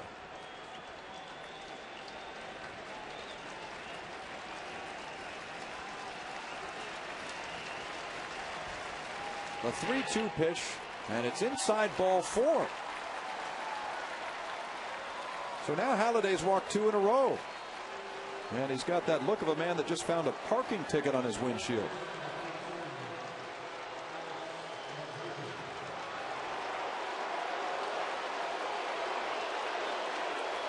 Look who's coming up.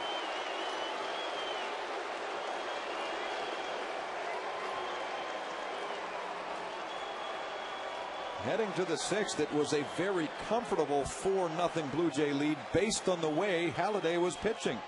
But suddenly, the bases are full of Yankees, and Halladay is facing Alex Rodriguez.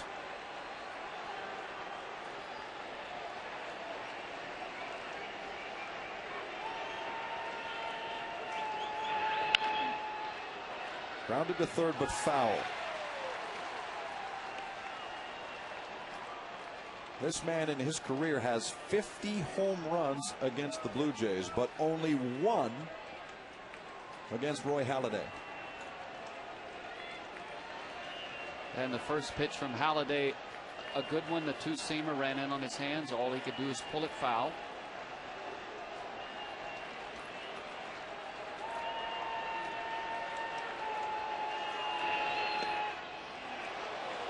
Boy, oh boy, that's a good looking pitch. Let's take a look at Roy Halladay's reaction. Well, we couldn't see it there, but definitely felt he had strike 2. 1-1. Bases loaded. Ripped foul. That stirs some bodies. Look at Jerry Hairston Jr. No big deal. I'm fine. Like a cut fastball that Alex Rodriguez hit off the end of the bat. It clipped Andy Pettit. And Nick now Swisher's doing the dance. Yeah. And now Halladay has a number of options. See which one he chooses.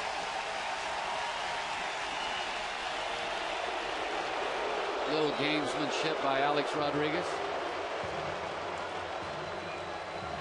So Halladay resets. With the bases loaded here. Pena, Hinsky, and Teixeira aboard. 1-2 on A-Rod, who is A-gone. Strike 3 called. The bases are left loaded. Halladay gives up his first hit, and the Blue Jays have a 4-0 lead. And the one he chose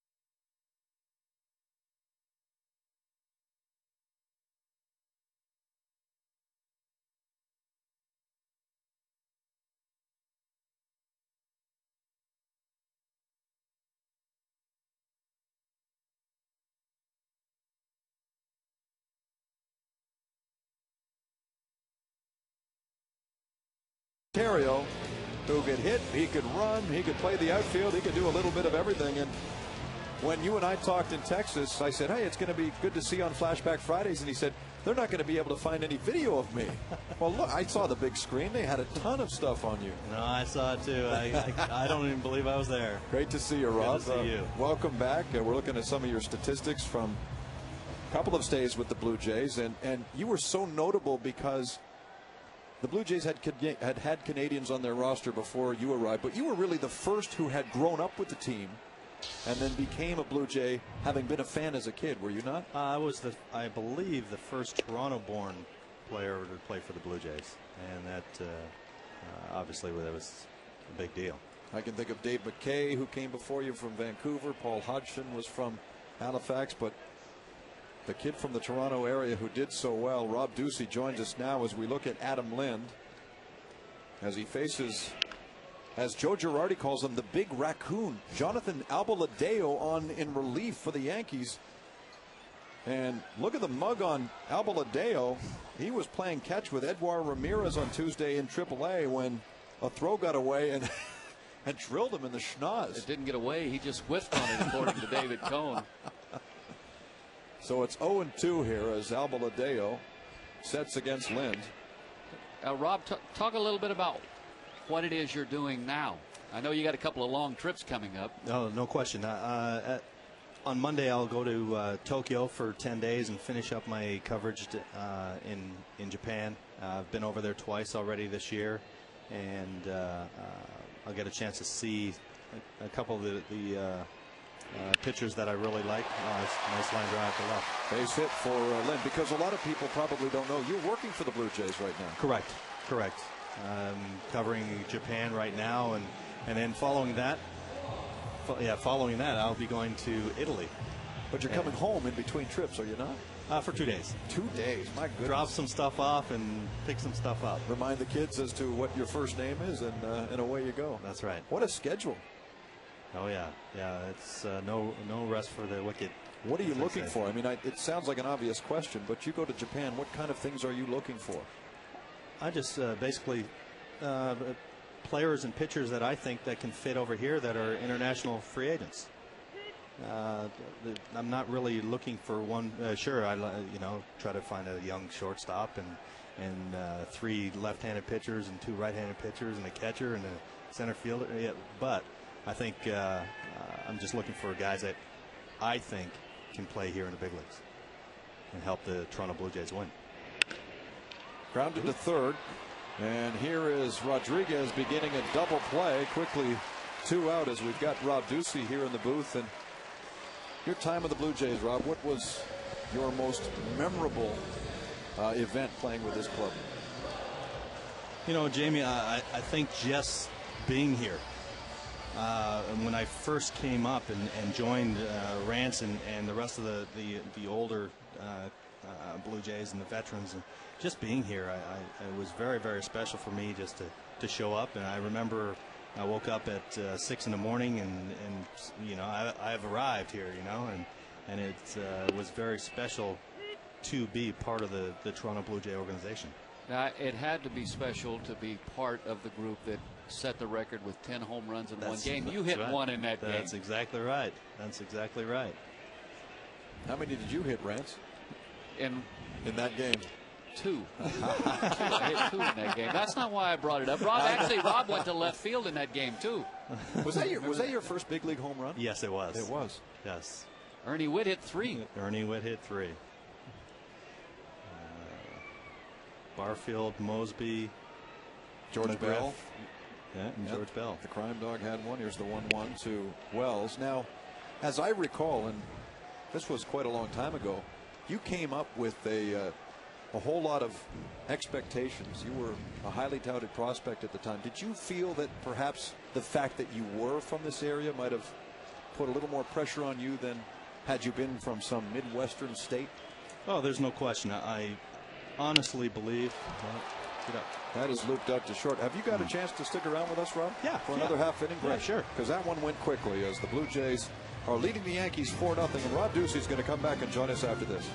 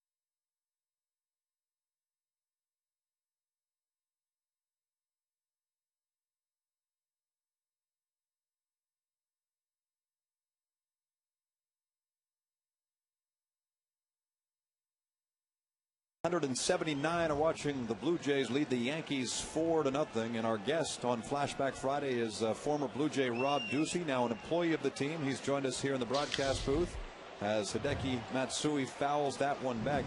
Now, you were saying earlier, Rob, that you're going over to Italy after you go to Japan. Yes. And people might think, well, they play baseball in Italy, but we well know what they did against Team Canada here at the World Baseball Classic. Those guys didn't count. There was mostly Americans there. That's true.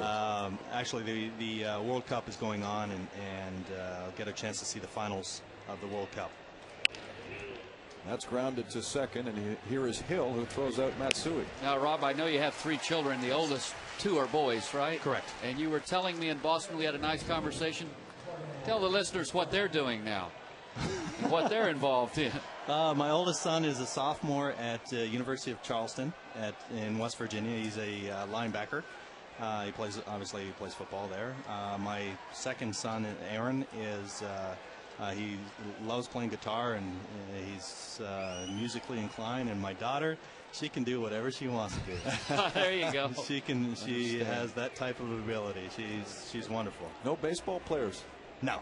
Now, you were telling me the second boy who really enjoys music. Yes.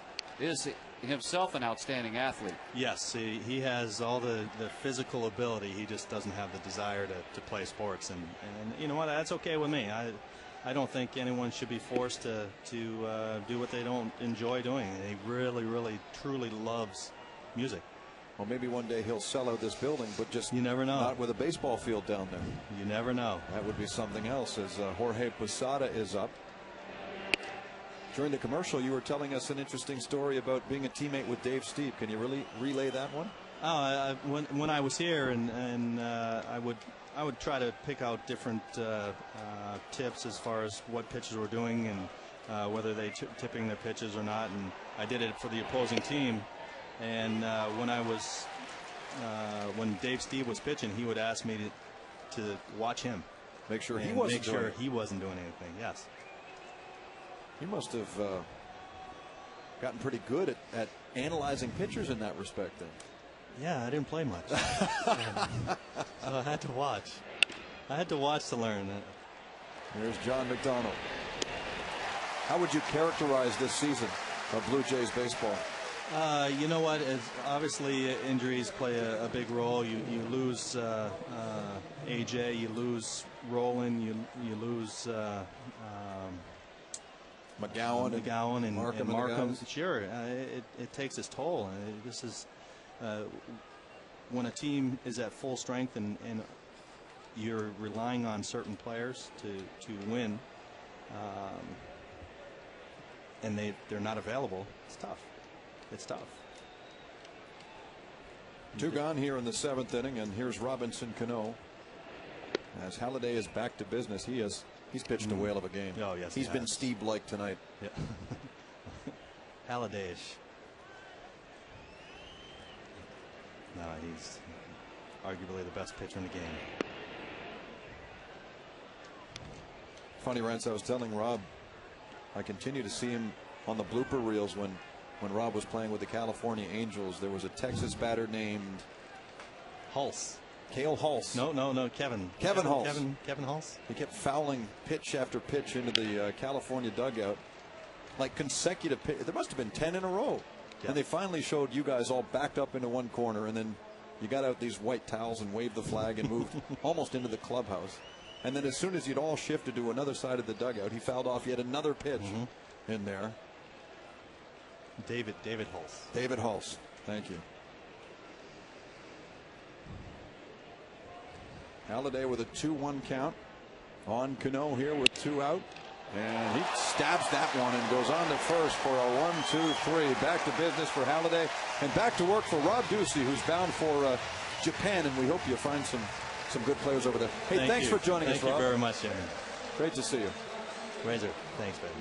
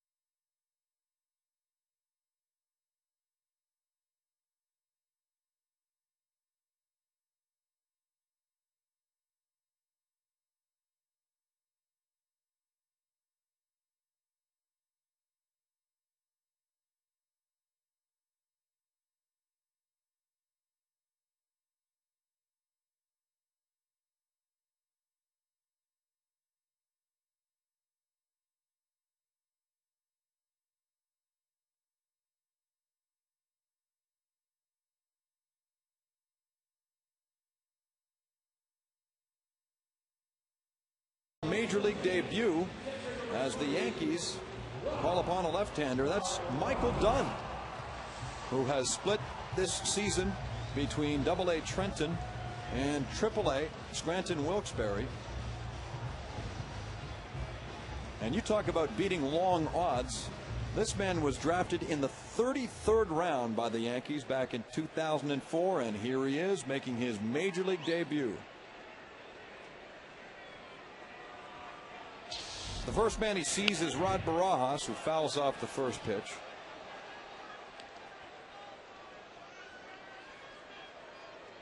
Dunn combined to go 4-3 with a pair of saves and a 3.31 ERA in the minor leagues, Double-A and Triple-A. Barajas ropes this to left field, and Damon gets there in time to make the catch. Johnny Damon initially with a little trouble.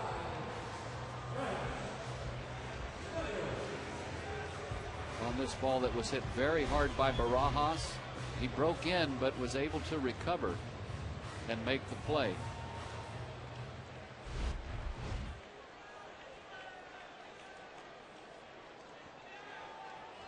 Next man up is Travis Snyder. Ball one.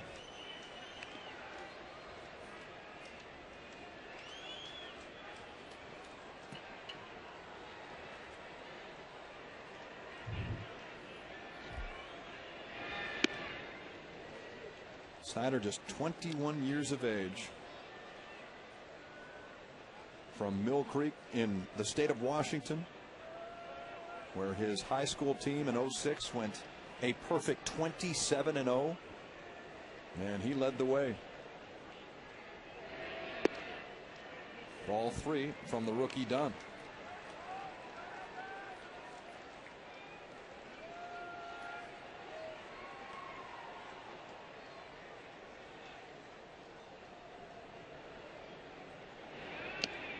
Ball four.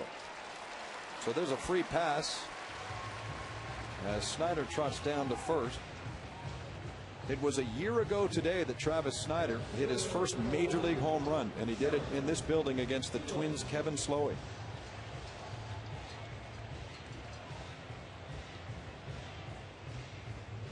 He watches from first as the veteran Posada goes out and speaks with a young man making his major league debut, Michael Dunn.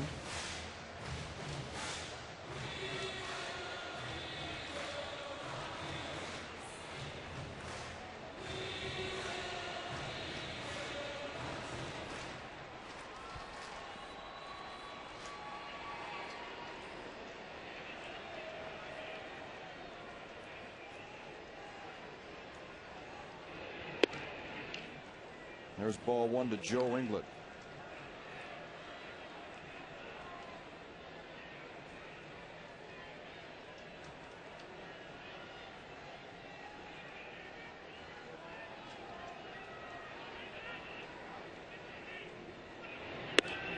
Ball two.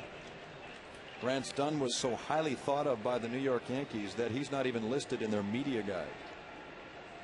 Not even in the section of minor league players.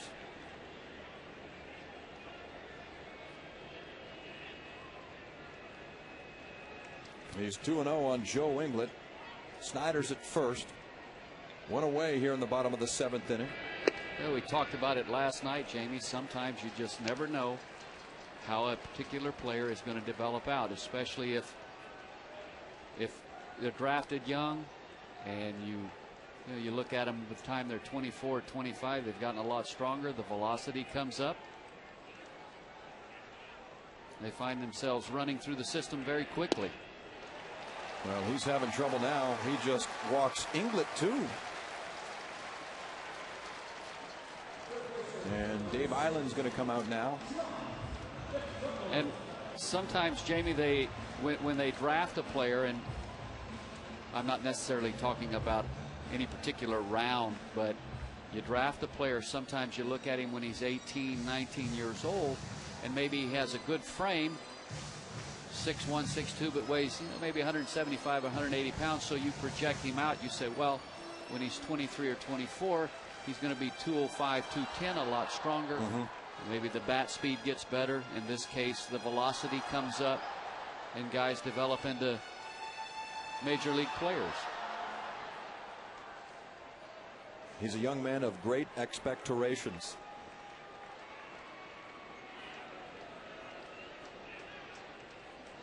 As he faces John McDonald, and it's ball one.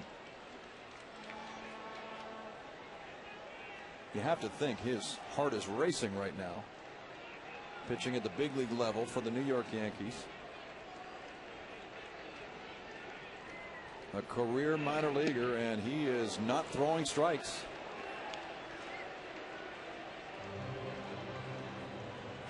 Well, it looks as if the last 3 or 4 pitches, instead of letting it go, he's kind of tried to guide it just a little bit.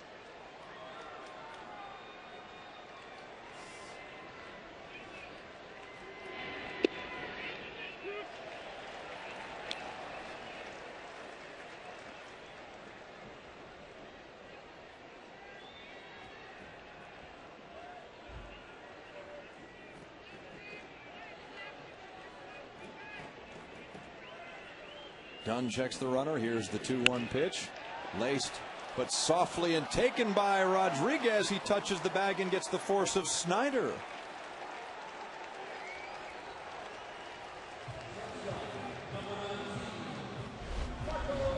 Nice play by Alex Rodriguez, ranging to his right.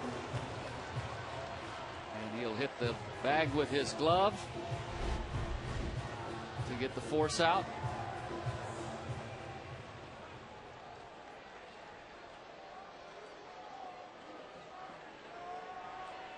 There's Marco Scutaro then.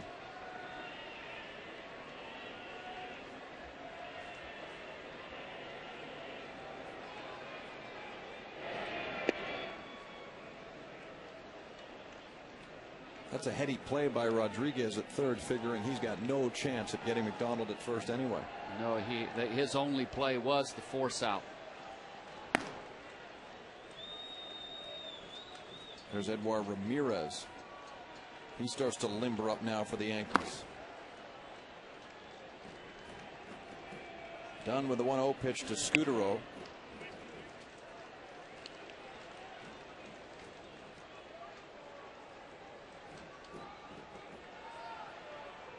Scutaro is 1 for 3. He singled in the second. He walked with the bases loaded in the 5th, giving the Blue Jays their 4th run. And he takes a strike here. It's 2-1. We'd like to quickly wish a very happy 92nd birthday tonight to Hilda Walsh, who's checking in from beautiful Peterborough, Ontario. Enjoying a 4-0 Blue Jay lead over the Beasts of the East, the New York Yankees. Ball 3.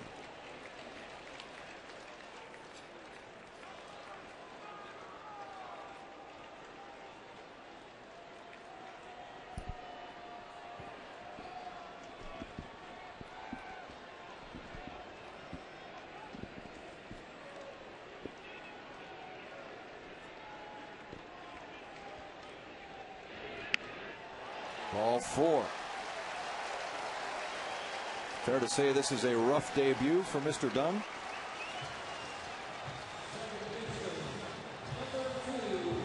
Joe Girardi and Tony Pena say, hey, go out and talk to the young man, Jorge Posada.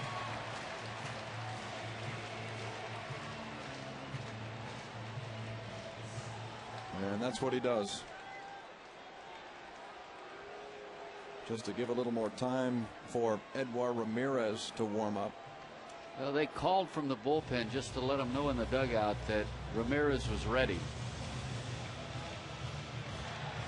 And they took enough time. That allows Girardi to go out and get Ramirez from the pen. So Michael Dunn in his big league debut walks 3, and he leaves with the bases loaded. We'll be back on Rogers Sportsnet with the Blue Jays leading the Yankees 4-0.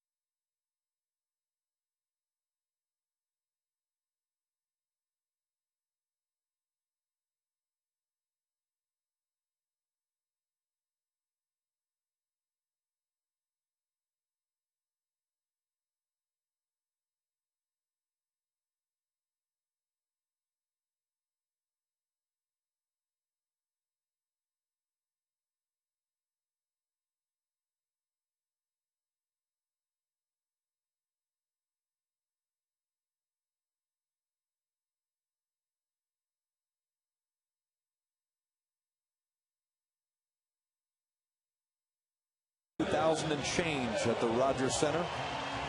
Yet another pitching change for manager Joe Girardi as he pulls Michael Dunn and goes to the wiry right-hander Edouard Ramirez.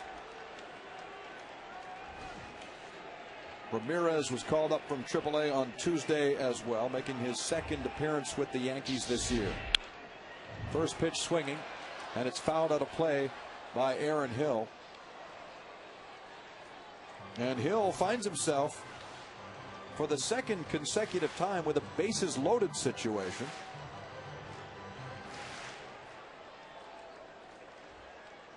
He flied out deep to right field in the 5th inning in a situation similar to this one. Behind 0-1, Ramirez sets at the letters, and here comes the pitch, and it's laced to left field, and that's trouble. A base hit for Hill. Inglet comes in to score. John McDonald's right behind him. A 2-run double for Aaron Hill, and the lead is now 6.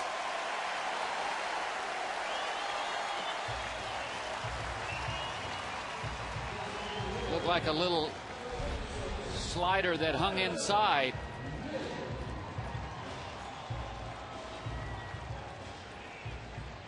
And Aaron Hill didn't miss that one.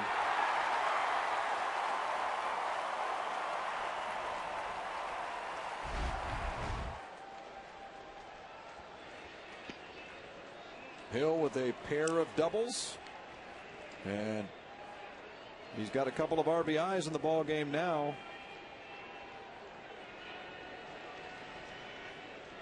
One behind Adam Lynn's total. Lynn with 92. Hill has 91.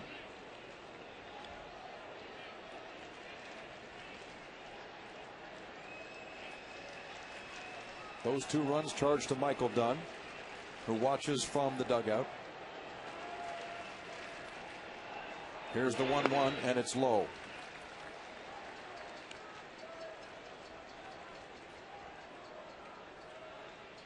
Lind is 3 for 4 this evening.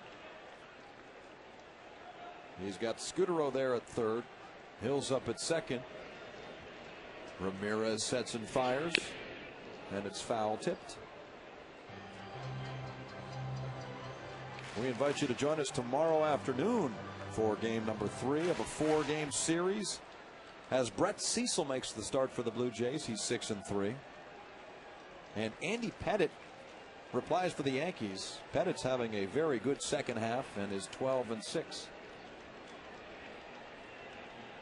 Veteran against rookie in the 3rd game of the series.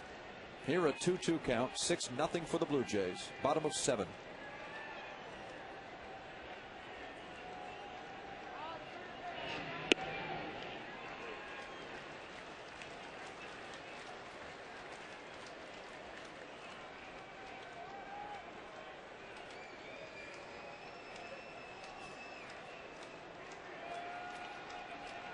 Ramirez made the opening day roster, but was optioned to AAA when Brian Bruni was activated, and he ends up issuing a free pass to Adam Lind. So once again the bases are loaded, and Kevin Millar is brought up.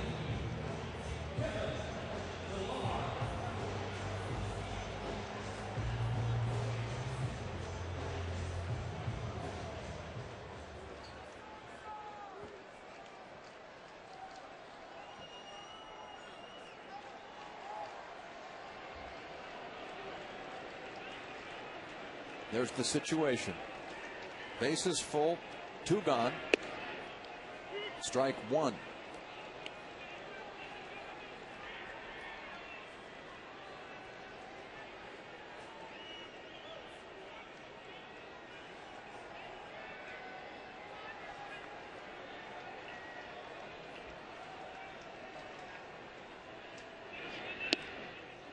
Ball 1.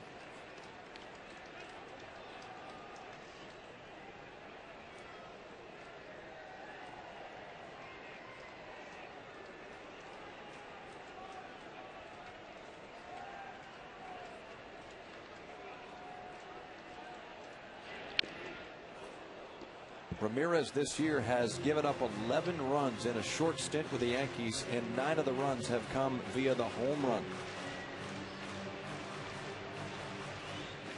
He's facing Kevin Millar, who hit the season's first grand slam for Toronto. That was back in April in Minnesota.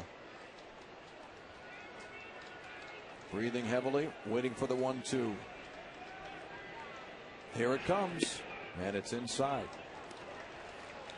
It's hard to believe that the Blue Jays have 3 grand slams this year, but the Yankees, who lead everybody in runs scored, lead everybody in home runs hit this year, have only 1.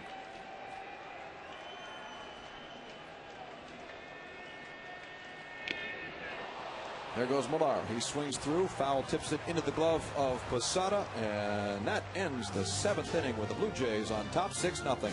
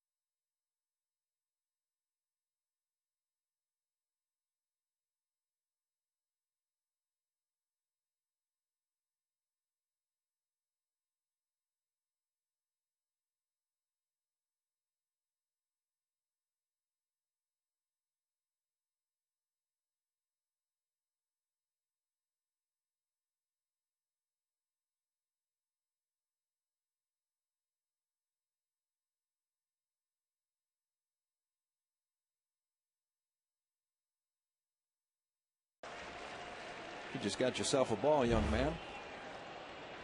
So join us for Junior Jays Saturday tomorrow here at the Rogers Center as the Blue Jays take on the Yankees. 6-0 is the lead for the home side. They've got 10 hits to New York's 1. Here's a ground ball to first. Millar takes it himself, and that's the first out of the 8th inning.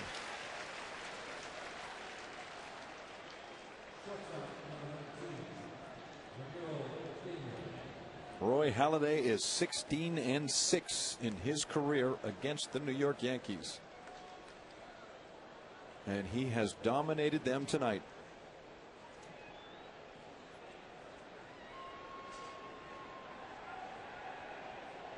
Unfortunately, the only blemish comes from the man at the plate, and that's Ramiro Pena.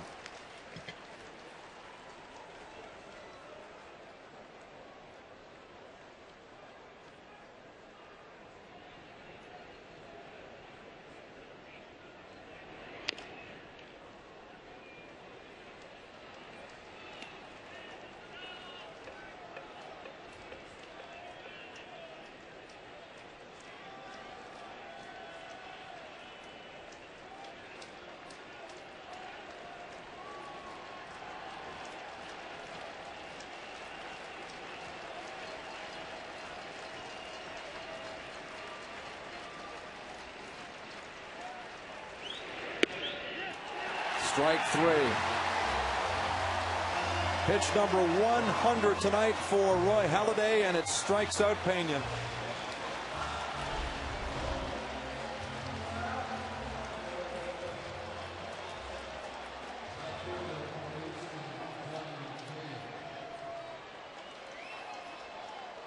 So here comes Johnny Damon again, 0 for 3.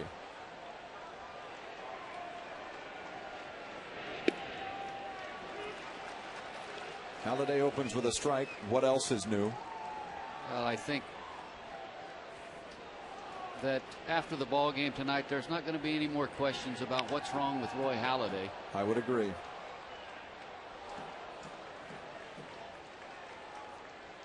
He is really just the one inning, the sixth tonight, where he had some trouble. He walked Hensky and Teixeira back to back to load the bases, but struck out Alex Rodriguez to get out of that. 2 strikes on Damon, and now 3. He's punched out 2. Down goes Damon. The Yankees have had absolutely no luck against Roy Halladay tonight. 1 measly hit. That's all they've managed against him here at Rogers Center.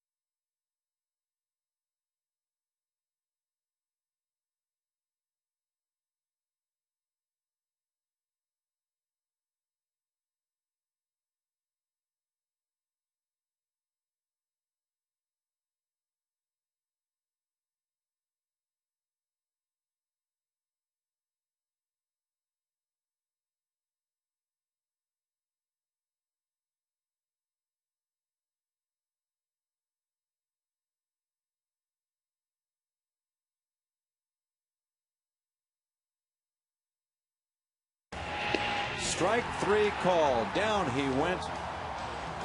And that ended things for the Yankees.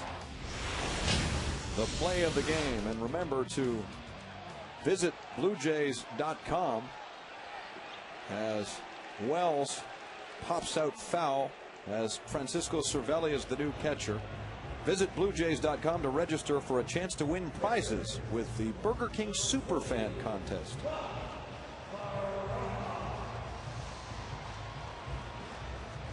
I'm Jamie Campbell with Rance Mullenix tonight. Sam Cosentino is here as well, and we hope you've enjoyed being witness to a Roy Halladay masterpiece.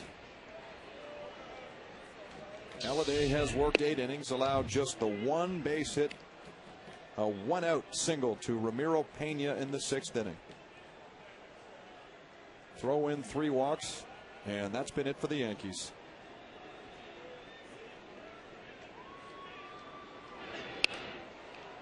That's fouled back by Rod Barajas, and he's behind in the count 0-2.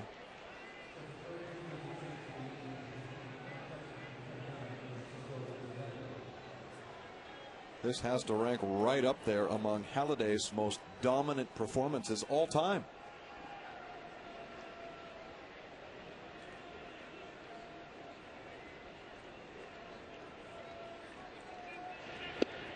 Swing and a miss, and Barajas is gone.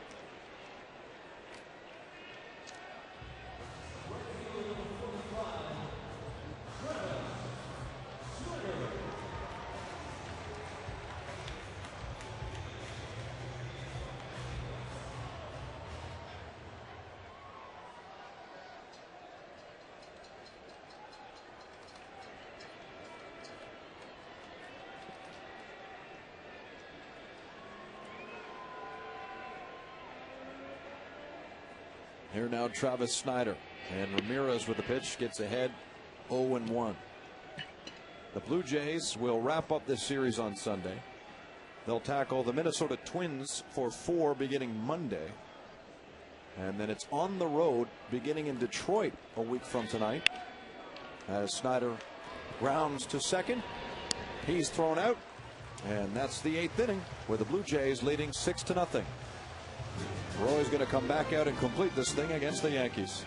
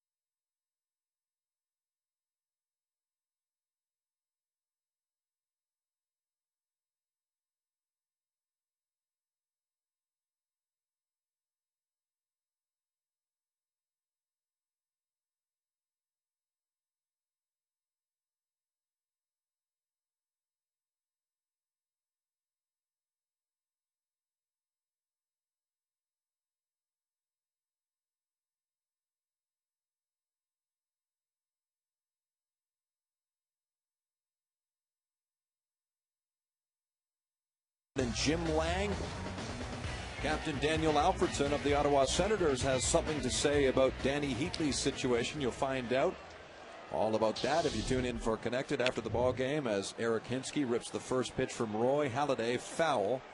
We're in the 9th inning. Halladay has dominated the Yankees tonight, allowing just 1 hit.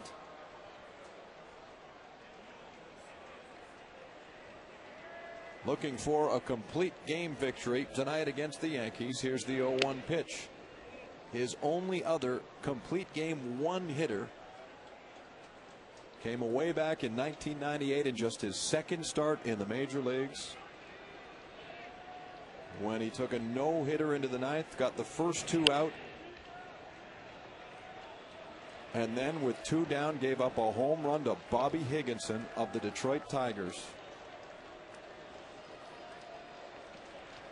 Well, tonight a similar story, though the lone hit to this point came in the 6th inning from the number 9 hitter Ramiro Pena. Halladay with a 1-2 on Hinsky, and that's strike 3 called.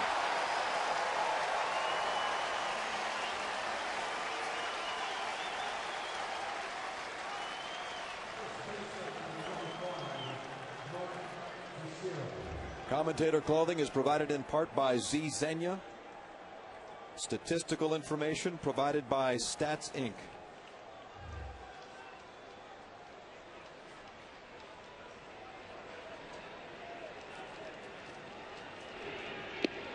Strike 1 on Teixeira. That game against Detroit in '98 was called on radio in Detroit by the great Ernie Harwell.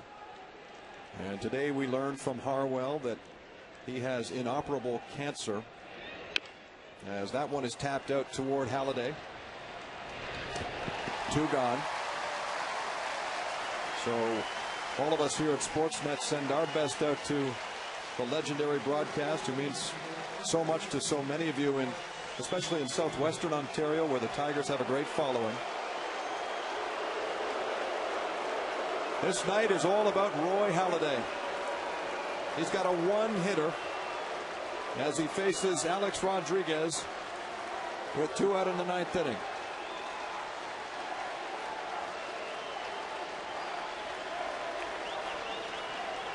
Alex Rodriguez, quite arguably the biggest strikeout for Halladay tonight, with the bases loaded in the sixth. Started a cut fastball in off the plate, brought it right back to the corner for call strike 3. The New York Yankees have the best record in baseball, and Roy Halladay has made them look like the worst team in the majors. One lousy hit. This is fly to center field. It settles into the glove of Vernon Wells, and Roy Halladay has one hit the Yankees. You've just witnessed one of the finest performances of his career. I can say, Jamie, I've never seen him better. He was masterful this evening. And one hit shutout against the best hitting team in baseball. And Roy Halladay, when he's on top of his game, can do that to anyone. Halladay's gem ends the Blue Jays' 4-game losing streak. And they'll try again tomorrow against the Yankees. Join us then. For Reds Politics, Scott Carson, and Sam Cosentino, I'm James.